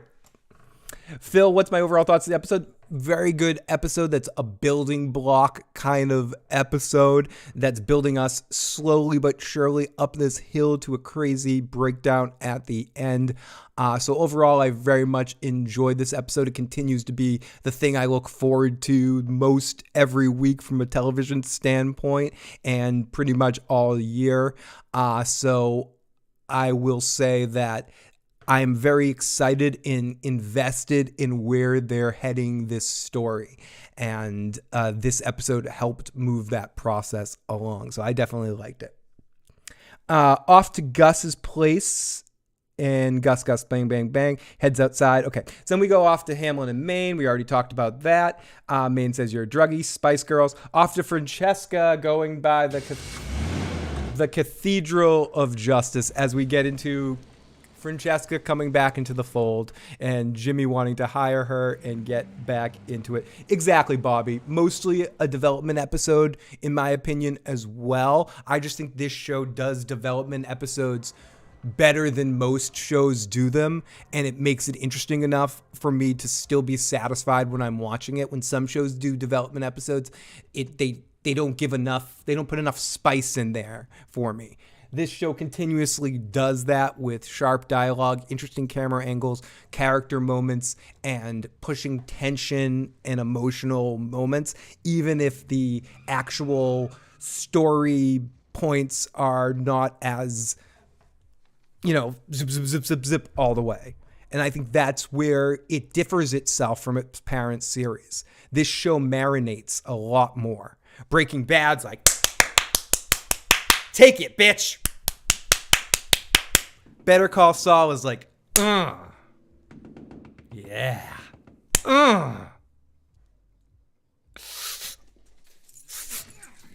Oh, yeah. So there's a difference. Both of them, you get the same sensation eventually, but they're different lead ups to it. So, and I like the Better Call Saul. And because they already made us come once. Sorry for the sexual stuff. They already made us come once this season with the Nacho stuff. So they're bringing it down, and now they're stretching it out. They're edging us a bit, and I like it. And I understand that sometimes people, you're like, oh, don't edge me. I want it, but it's coming. They're gonna fuck us. It's happening. Don't worry. And but it is. I mean, Breaking Bad. What the narrative is like.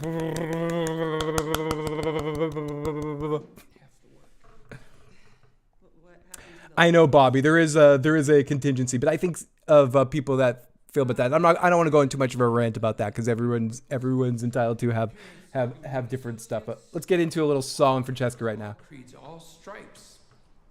And who is this Saul Goodman? You got it. What Colonel Sanders is to chicken, Saul Goodman is to the law. Exactly, Bobby. Because I trust you, and exactly, Bobby. I think some of the people that have problem with this particular episode, I'm not saying the people that just say, "Oh, it was a little slow," like what Big J said, because it was a character build episode. But the people that want like what the fuck moments in every episode, like this isn't that kind of show. It's not that kind of show.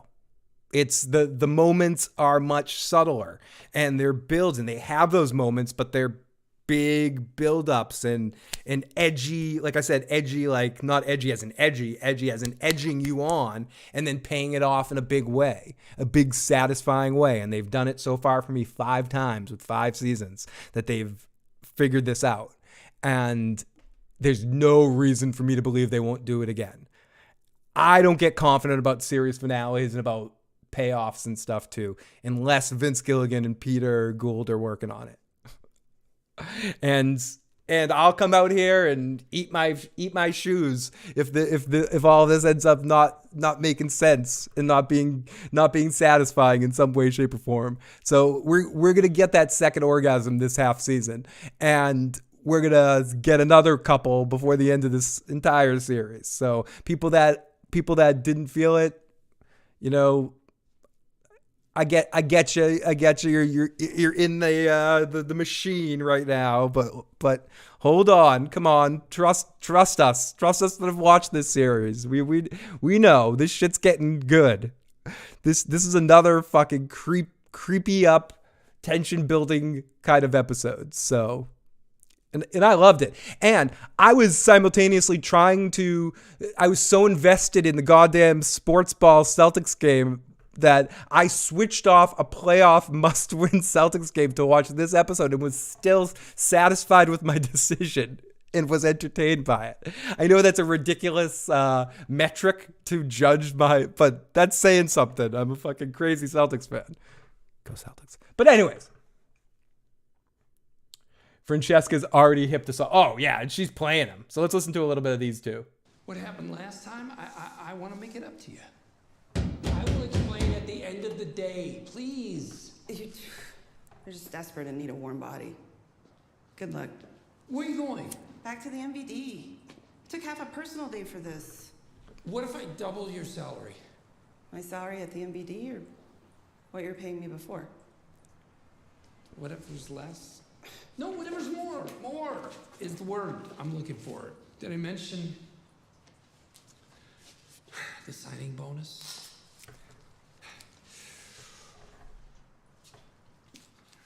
Listen, Jackie C. Fuck you, I won't do what you tell me. Fuck you, I won't do what you tell me. You can always rage against this machine. I get a say in the decorating. Open for business. One at a time. Thank you. I'll be right out. So Francesca's in the fold. She will be with us till the end of the series because we know she's with him the whole time. As we go into this scene right here, let me with Kim coming into the restaurant where we see her through the bars.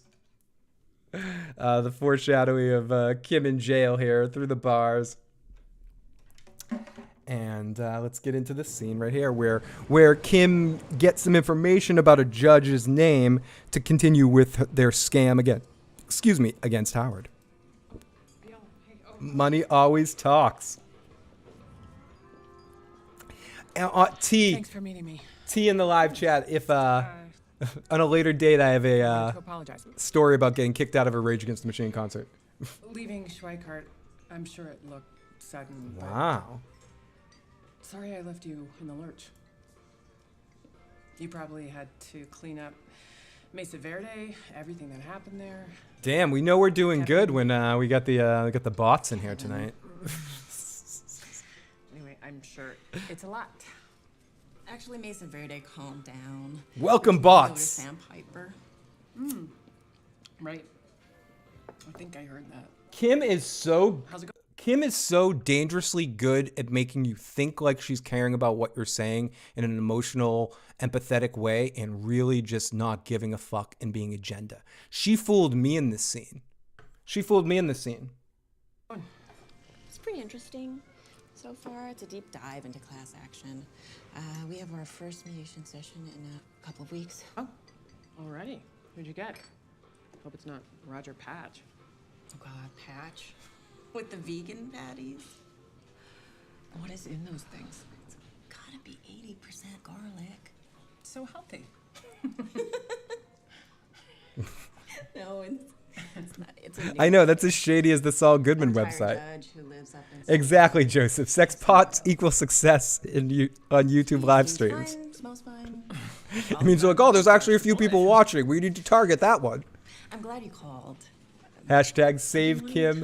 Everyone was so shocked when you. Okay, so this is this scene right here. We don't have to listen to this whole scene. This is the scene where Kim is talking to one of her old underlings from the job she quit. She's trying to get more information to further the plan to get the Sandpiper money. And she's getting some information about a judge so that they can maybe target the judge with information about Howard so he's discredited in a later situation. But I was totally, the thing I want to pay extra focus on in this particular scene is that what I was just talking about, that Kim is just so amazingly talentedly two-faced and almost better than anybody I've seen in this show, like Garrick levels of two-facedness if we're going to Star Trek here. And she's just so good at saying one thing and meaning something completely motherfucking different. And then and also in that scene is another thing that I mentioned earlier. We've seen her in that same diner in same ways, and I know it's a different time of night, but they're showing her there in the evening. But the way that the lighting is done seems darker to me because they're showing with the lighting and with some of the sound cues in the episode, everything's closing in on her a little bit. With the cage, with Lalo being around, with understanding she's having to watch her back the whole time, and I feel a sense of impending being trapped. Kim can't go back to a big firm. That's all over. So what's next for her? Pro bono? I don't think so. Unfortunately, Mary, I think jail's next for Kim, or being disbarred after all of this. I don't think it's being killed personally, but I wouldn't be surprised they're giving those breadcrumbs as well. But I think maybe I've heard a few of these. I do want to mention this because I've read this theory a couple of times over the course of the last week that Lalo comes after Kim. Somehow Kim's able to kill Lalo by accident, or not by accident, protecting herself. And she calls Mike to disappear the body. And then she goes away on the vacuum cleaner salesman and disappears completely. I mean, that's another possibility. If we're just throwing out the what if possibilities of what are the possibilities of things that could happen to Kim, that's another one to be introduced. She does something and then has to disappear, protecting herself. But if people already think Lalo's dead, maybe she wouldn't have to disappear. I don't know. So that's why I don't necessarily buy that one. Where if I'm a betting man and I was putting money on something and I had to put money on something, I would probably lean towards jail or disbarred. Loses everything. Jail, disbarred, maybe, flees, not dies. Yeah, that's where I'm with it. But I think if it's done well, I'll accept anything. It's definitely one of the most dramatic points, her and Lalo's fate at this point, since Nacho's has been dealt with. Everyone else, you kind of know their end point. And I'm not saying that's obviously Gene too. I'm not going to, the biggest points to answer and the things that you care the most about at this point left, it's three characters, Gene, Kim, and Lalo. What are the fates of those three characters? And I think for me, Gene's number one, and then Kim and Lalo are 2 and 2A. Like both of them, I'm just as curious. Obviously, Kim is a character, and that's a credit to the actor that's playing Lalo and the writing of him, that he's a late entry and has quickly bumped up to a character I really care about, seeing how he's eventually dealt with. But I very much care about what happens with Kim, almost as much as I care about what happens with Gene. Howard does deserve... We're going to get some closure with the Howard situation. I do think Howard gets himself killed somehow. I think they're definitely foreshadowing some of that stuff. Plot twist, Howard slips on a rug and ends up paralyzed. He is the Ted Beneke of this situation. I do want to see him and Ted in the scene together. So if Kim is disbarred, what is left for her in a world... I think if she's disbarred, that would be the one thing that would get her to leave Jimmy and then move somewhere and say, I'm done with you. Move to Wisconsin, back home, some stuff, completely divorce Jimmy and leave him. I know she's ride or die, but I think something like that in her viewing Jimmy's being at fault for all of that to a certain extent, even though it's just as much on her responsibility. They're a team at this point. I think might drive her just to run away. But we will see. For some reason, I don't see why Lalo would have anything to do with Kim. He's after Gus and the lawyer and his wife are pointless for him. Spot on. You might be spot on with that take. Lalo might never engage with them again. It's just hard for me to believe that they wouldn't pay off the Kim not telling Jimmy about Lalo and the fact that Mike went to go see Kim, and they keep telling us how much that Lalo's not going to come after them. Some part of me thinks that when he gets back, he will somehow find a use for Jimmy and come to see him. But you could be right. And pun intended, you could be spot on with your take. Every goddamn week, I'm blown away at how these guys keep us guessing despite knowing relatively end positions of most characters. What the fuck, Joseph? And it's true. They keep doing it. So we go to this next scene, which is the highlight in some ways of the episode. I know some people might think of it as a low light. I fucking love this scene, and I love the comedy, and I mentioned this last week and the week before. This show is still Bob Odenkirk's show, and he's still a comedian, and there's scenes where they play into Bob's comedy, and they play into a fun physical comedy kind of scene, and this whole setup of the boxing match and everything is incredible.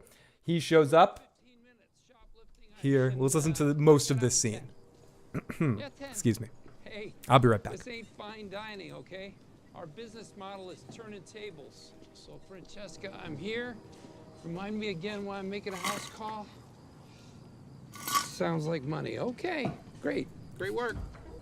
And what's awesome about this scene right here is we get Saul and Francesca together again on the phone. It's like a season of 24 when you finally get Jack Bauer together with Chloe. It's like the dream team back again. He's got her in his ear. They're going, they're on, and he's here for this evening meeting. Already you think it's sketchy as shit. Did anyone think that this might have been a Lalo setup? I did initially. Obviously, I was 100% wrong. I wasn't thinking this was going to be Howard. I'm like, Jimmy, why are you showing up at this dark, sketchy place alone at night, Jimmy? I don't care if it's money. But my initial instinct when he showed up here was that it's going to be Lalo, and obviously it wasn't. Mr. Ward? Mr. Ward. Mr. Ward.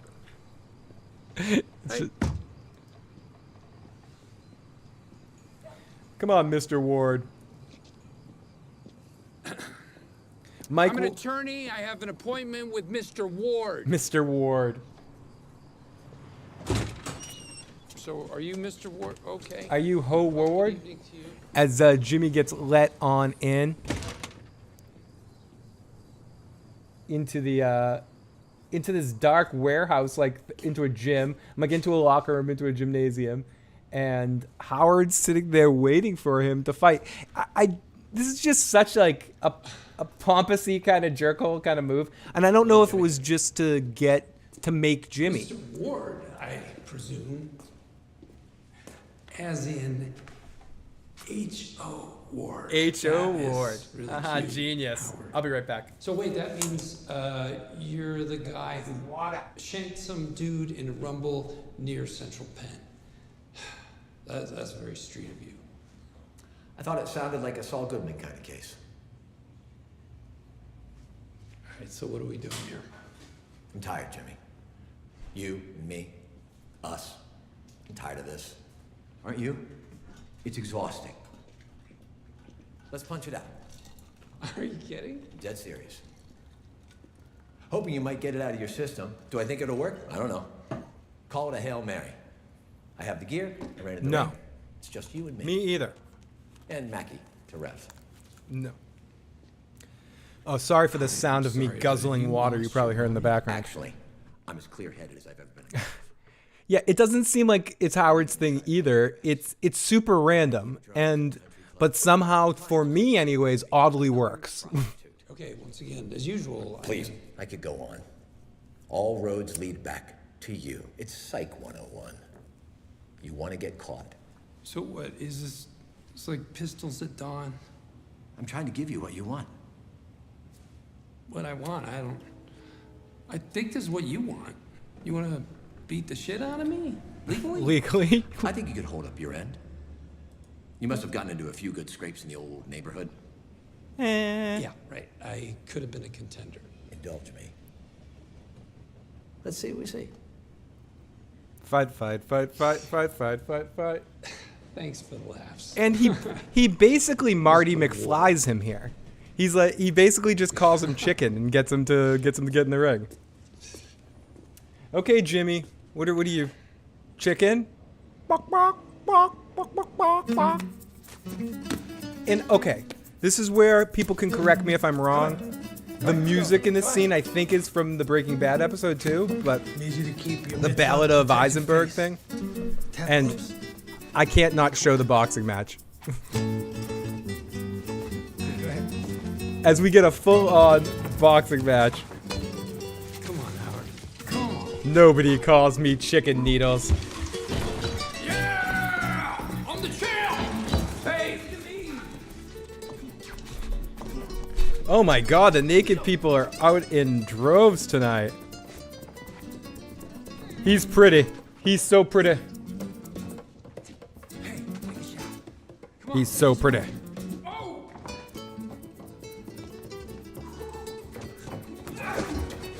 I know, the porn bot saw my hand was busy, so.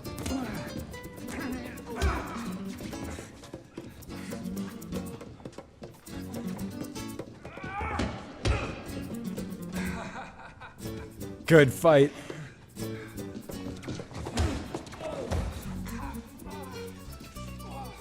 Here we go. Jackie C, I just gave you the hammer. In case you see the porn bots come back.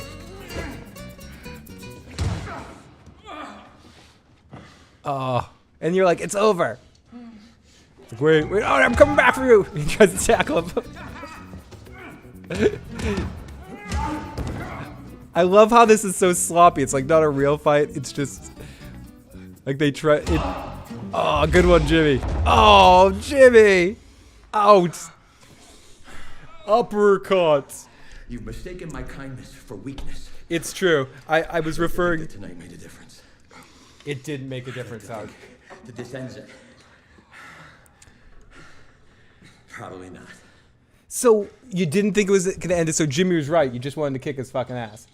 So great kind of situation. The uppercut was awesome.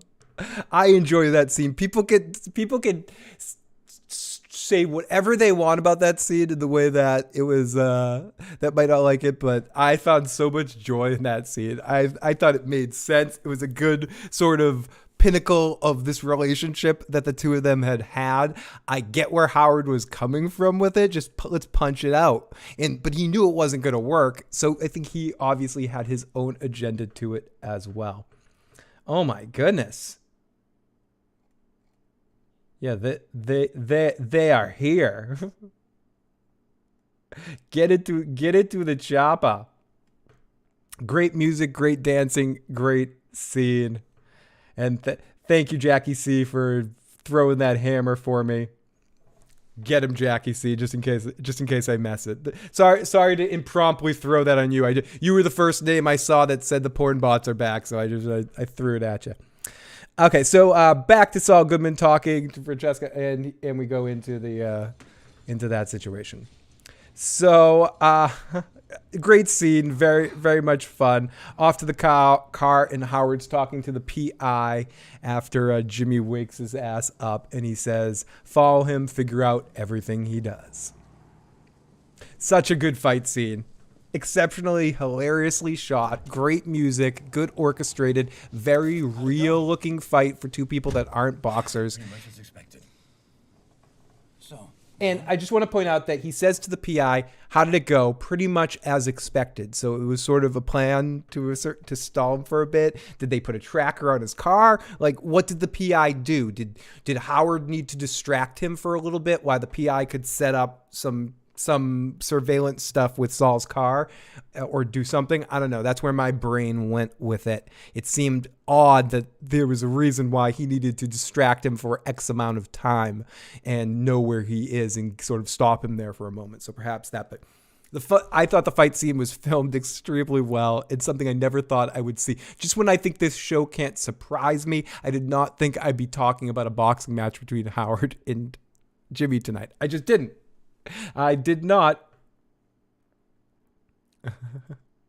It's a top 5 anime fight. It would be like if Ash with Charizard fought Keto Saiba with a blue eyes dragon.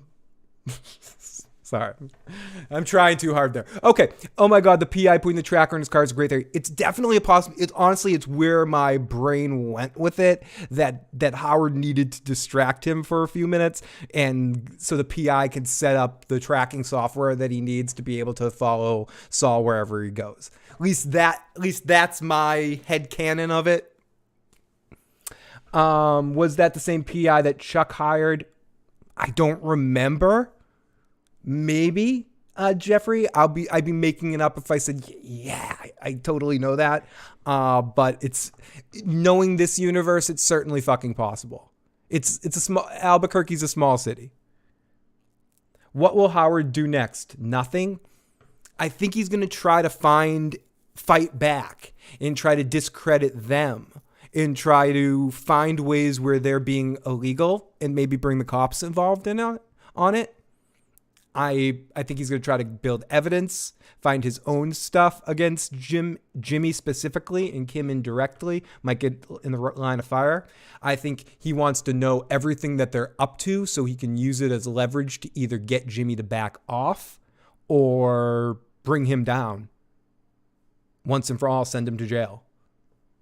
So I think that's Howard's endgame, personally. Vivid Kiwi says it wasn't the same PI as Chuck. Awesome. Thank you, Vivid Kiwi. Chuck's PI was quote unquote overweight, if I recall correctly. The PI is going to get Howard killed. I'm with you on that one, Vivid Kiwi.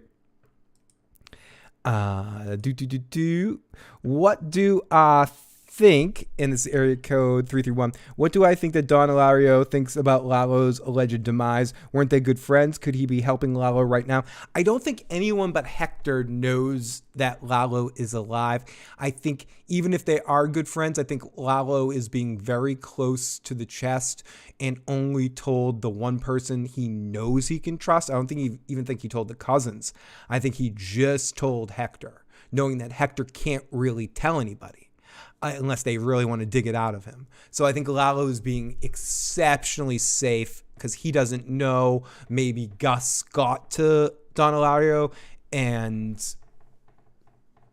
he just doesn't know anything. So I don't think he's working with anyone except for some of his Lalo cells around the world that he has set up. And we're in a video game. We're living in a video game, Brian Dodd, when we get the boxing match with Howard and him. It's great. Is 605 available? You can find it on AMC Plus right now, or if you search some of these websites that I cannot, Channel 131 maybe is one of them. Some of these websites that exist that I cannot condone at all here do exist that have streaming versions of the episodes. So they are out there. With proper Googling, you will be able to find such links. But it should be available on AMC Plus, that you can sign up for a free trial and then immediately cancel and watch it. Jesse and Walt will probably show up in part 2. I agree, Bobby. The Polish chicken is a very military or like a cult. Lalo is looking for proof. Did he find in Germany? I think he's on his way. Spot on. Gus knows, by the way, Hector acted with Gus in the handshake. Absolutely. That's how Gus, spot on again is spot fucking on. The pun intended again. And I love it. That's exactly the moment that Gus knew. He could see it in his smug ass look. Okay, so we get to see more Kim lighting butts and drinking a beer, looking over the town eventually here after this scene. Let's get to it. Particular you want me to look for? Okay, here we go. No. I need to know everything he does and everyone he talks to. You got it. That's the line that has me even more scared, for everyone he talks to. Saul talks to a lot of creepy ass people. That's all I'm saying. Get it on Apple TV. The user face interface is way better than AMC. Awesome. And then you can watch Severance too. Great show. I just watched the season finale of Severance. No spoilers here, but great show. Great season. I very much enjoyed Severance. Good fucking show. Ben fucking Stiller, you make a good show, dude. It's fucking good stuff, dude. I like your show as I'm stalling for time until Jimmy gets home here. Oh, awesome, Bobby. I can't wait. I'm going to turn that on when we're done here, if it's still going on. How much time's left in it, Bobby? And we're drinking a beer. So Kim's drinking a beer, looking over the town. She's scared and she's worried about her stuff, but she's still doing all right. And she sees her man Saul pulling in, holding some ice on his face, and she gives him that worried, looking at him like a pet. My pet's hurt scene. And then we get more into her training him in a sense, like building him up to be the perfect Saul Goodman. And I love that. I love how much they're focusing too on her cigarette smoking. It's definitely intentional. Maybe that, and the smoke, like even listening to the puffs and shit. It's insane. I'm very confident that food poisoning is not a concern at Los Pollos Hermanos. I want that German woman's house. I think a lot of people are feeling that way tonight. About one. Oh, okay, I'm not gonna make it. About a minute. 93:90. Awesome. Keep us posted about. Sorry for spoilers for anyone that gives a shit. Let me know when that ends. Galen says, "Poor Kim. She's being played by Mike." So you think Mike Galen is using? What are you doing? Put the ice back on it. I'm going to pause this for 1 second. So you think that Mike is kind of using her as bait in a sense for Lalo, knowing that Lalo might come up for the two people that, for his lawyer situation? She gives him his idea. She's in charge. So in charge. Listen again. Not as impactful as that, do you want to be a rat or do you want to be a friend of the cartel? This scene, she's again controlling him, placing him, telling him how to feel. And I love it. I gotta see if this will work. Kim is the danger. I got court first thing in the morning. I can't show up looking like Leon Spinks. Why not? I'd say you'd be missing a bet. I'm Saul Goodman. Pow! I fight for you. Right there. Another line from the trailer. I think we've pretty much heard every line from the trailer. Go with Viola. But again, training him, building I got him. a name. Rand Casimiro. Hey, look, I got my stuff. Wow, you wormed it out of her. Nice work. I don't know him, but I found a picture in the bar journal.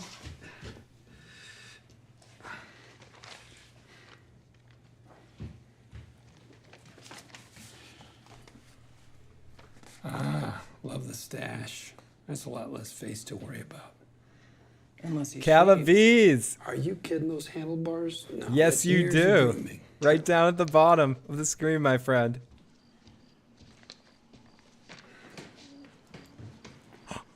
I'll fight for you, huh? I don't have any Joe Dirty Locks, but I like this. I like this view.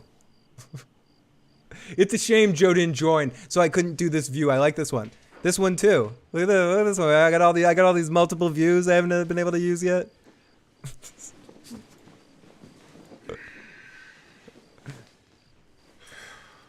So Lalo can't attack him. The chair blocking the door is too strong. Captain. There like a yutz. Instead, I let him suck me into his game. You did, Jimmy. Why'd I do that? Because. You had your reasons. Here's the big line in this scene. I did. What's his reasons? Like what?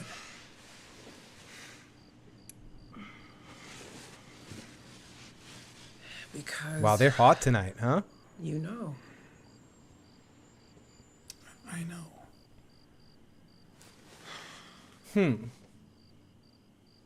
You know what's coming next.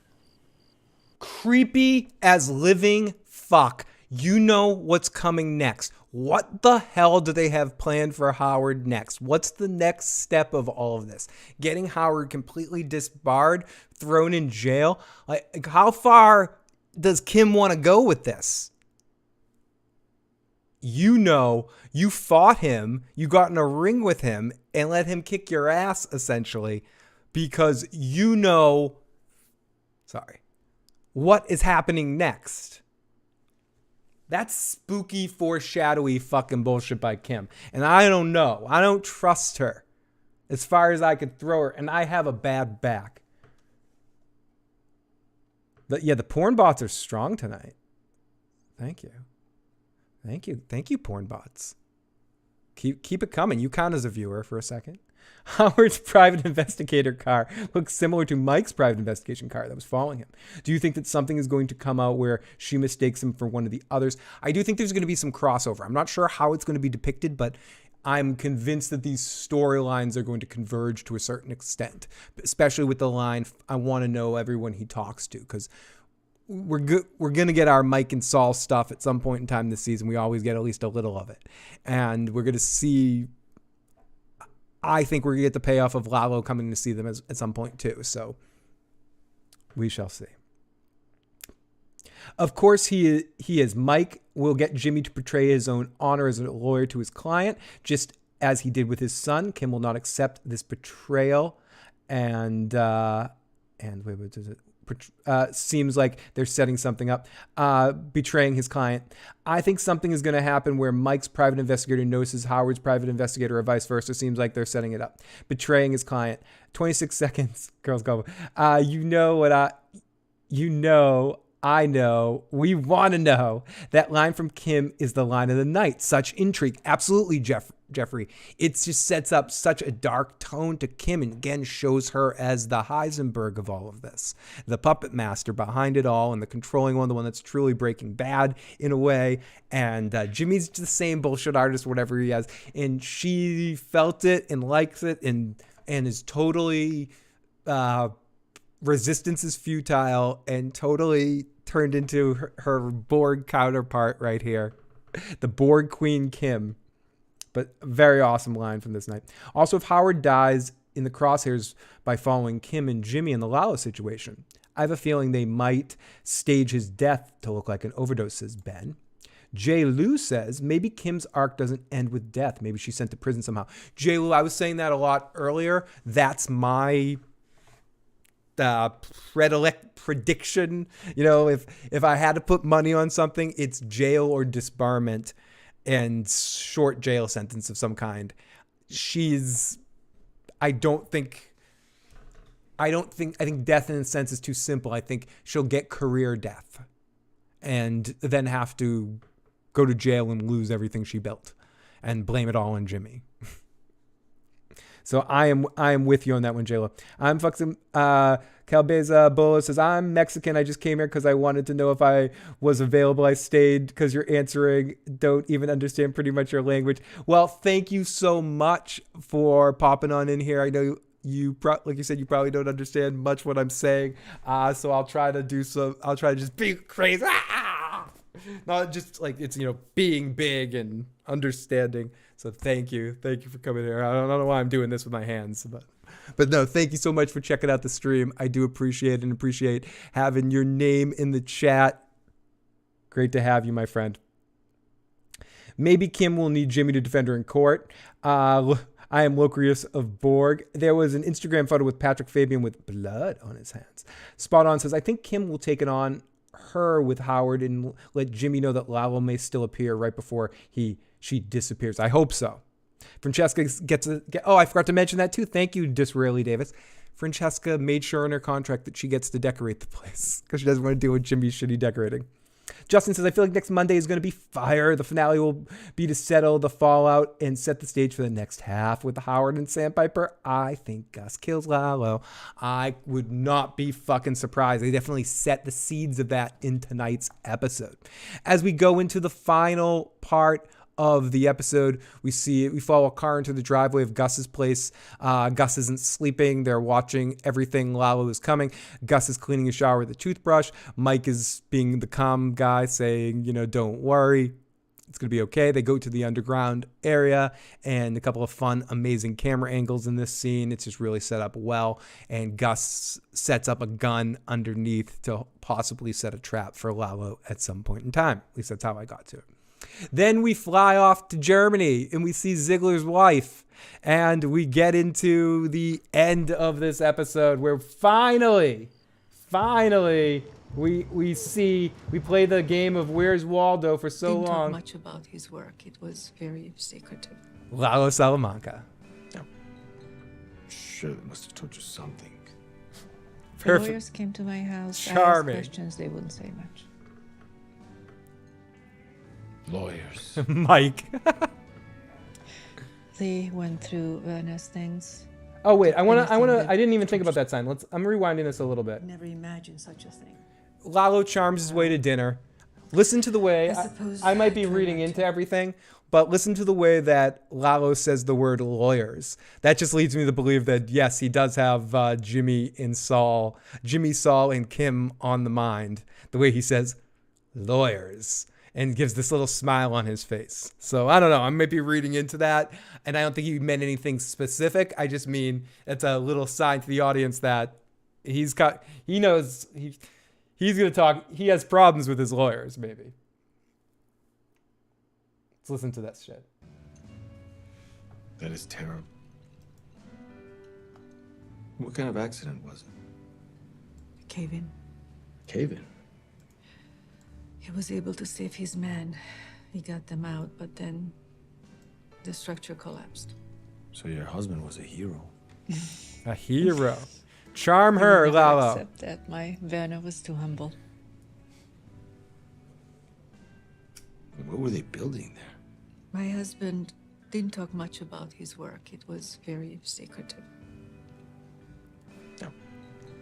Sure, they must have told you something. The lawyers came to my house. I asked questions. They wouldn't say much. Lawyers. Right there. Big They emphasis. went through Werner's things. Big emphasis. Doesn't say anything else to follow up. That just goes lawyers. Like stretches it out. He's coming. Took anything that they called, how do you say it? Proprietary. So my English is. Oh, it's excellent. I didn't care about Not as good as your English. it. All the boxes of. Kabiz, I can try. I will be. My Spanish is horrible. Hola, nana. ¿Qué pasón? ¿Qué pasa? Buenos noches. Amigas. See, sorry, my Spanish is horrible. Fucking horrible.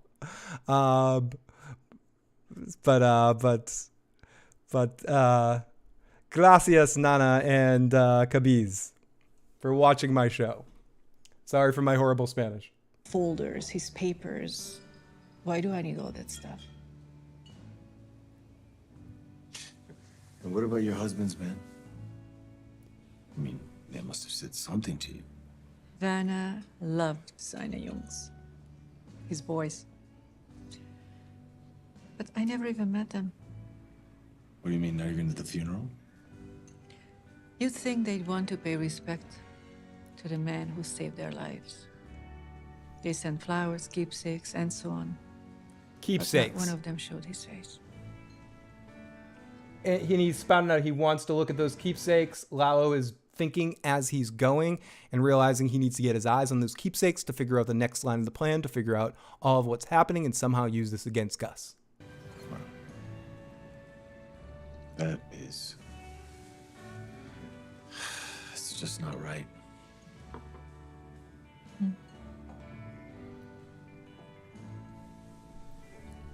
Let's speak of something else. She's like, let's go. Tell me about New Mexico. You would love it. So how do you say it? And Lalo again being charming with her to a certain extent. Yeah, Varner's definitely punched above his weight class with her. I would agree. She's a very beautiful woman, and Lalo sees it too. He's very nice. He does not want to kill her. That's why I'm saying Tuco wouldn't give a crap. Those people that think Lalo is not the type of person to murder her unnecessarily. He would have murdered her if she walked in on him on the most tense scene of the episode that we get to in a moment here. But ultimately, he spares her and leaves because He probably had a charming evening with her. And they say goodnight. Helen born again. Not bad. Not bad. People don't live in them anymore, but for centuries. Here we are, my little cave. It's nice. So quiet.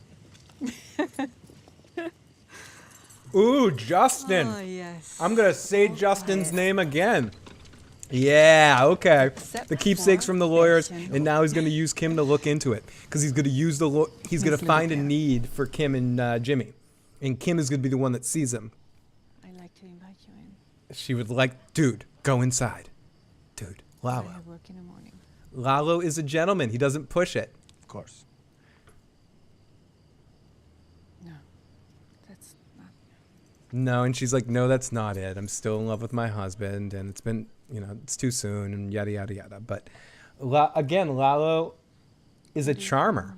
He wants inside, obviously, because he wants to look for the thing, but he decides he's not going to push the issue in this way. In another life. And he's going to wait the night in another life. And I think he believes it. I know he's playing the game here, but he's a very convincing sociopath, because I'm like, he really cares about her. He's a good guy, that Lalo Salamanca. Listen to me. He's charming me. I'll show you where Gus is. I work at Polo's. I'll take a job at Polo's for you, Lalo. I love you, buddy. He's charming the fuck out of me. You want to stay over, Lalo? You can stay at my place. I have to work tomorrow too, but you can come over. As they do a really interesting transition with Lalo disappearing, and then the next day with her leaving, and then him heading into the house. And almost immediately at the time he went into the house, I started screaming at my television screen, "Don't come home! Don't come home! Don't come home! Please don't come home! Please, please!"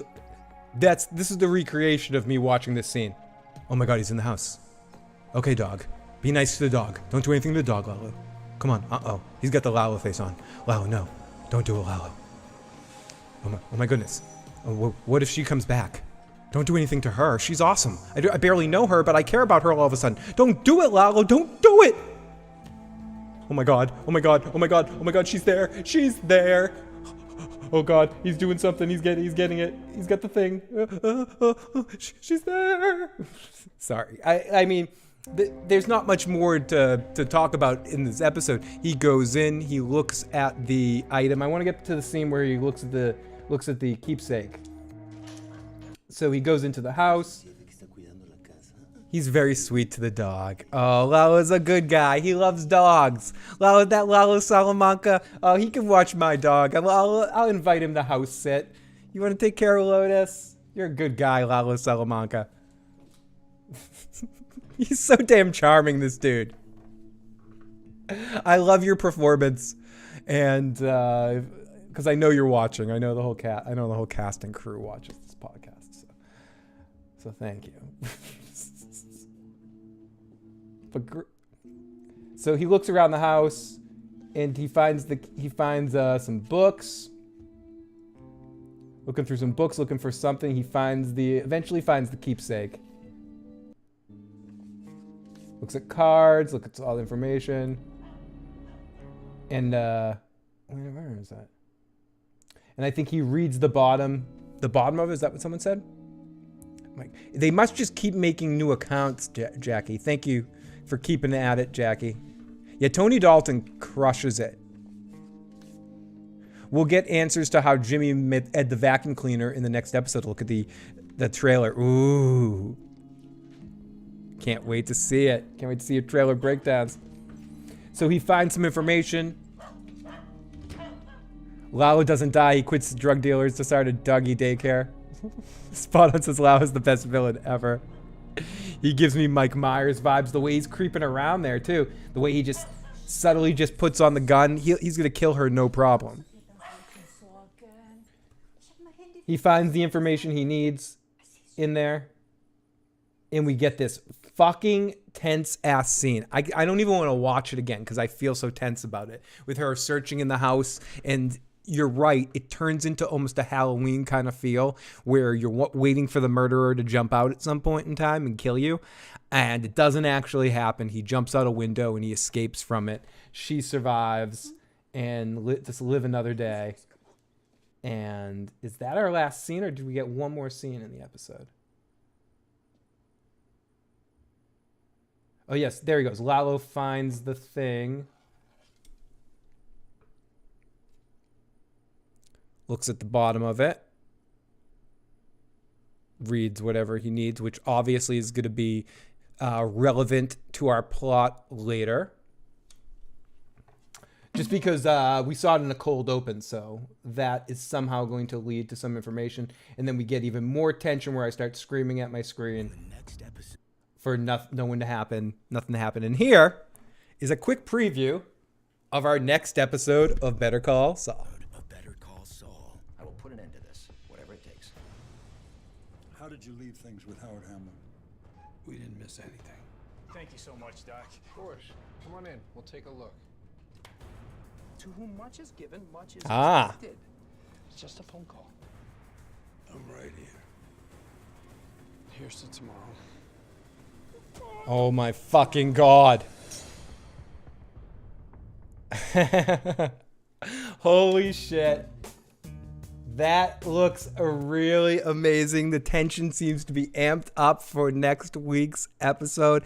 The table is set for a delicious meal of entertainment, and I am here for it, and I will be back next week to talk about this episode and talk again. Make sure we'll start to wrap things up. Make sure if you haven't already, you subscribe to the Vivid Kiwi. Take a couple more live chats and we'll call this a night.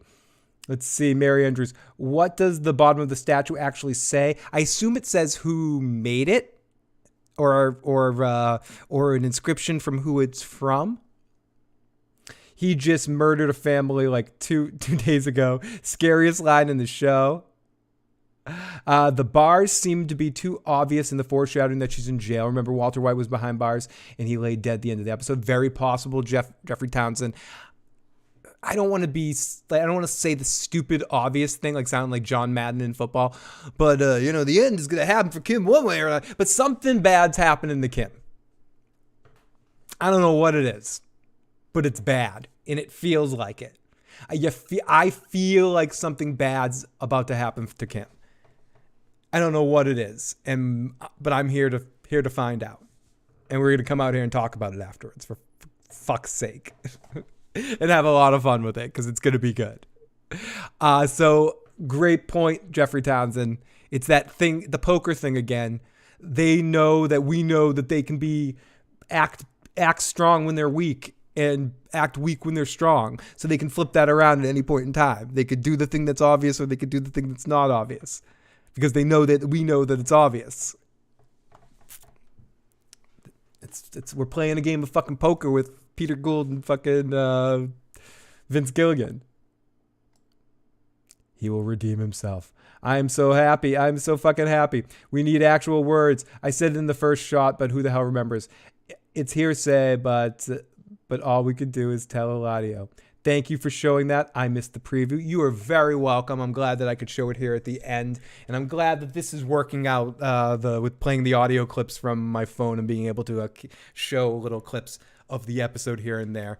I don't want to push it and show too many full scenes and kind of hold it like that, but seems to be working pretty good. So if you haven't already and you enjoyed this, please hit the like button and please hit the subscribe button on the way out if you can. I will be back next week to talk about more of this. Where's my music? There it is.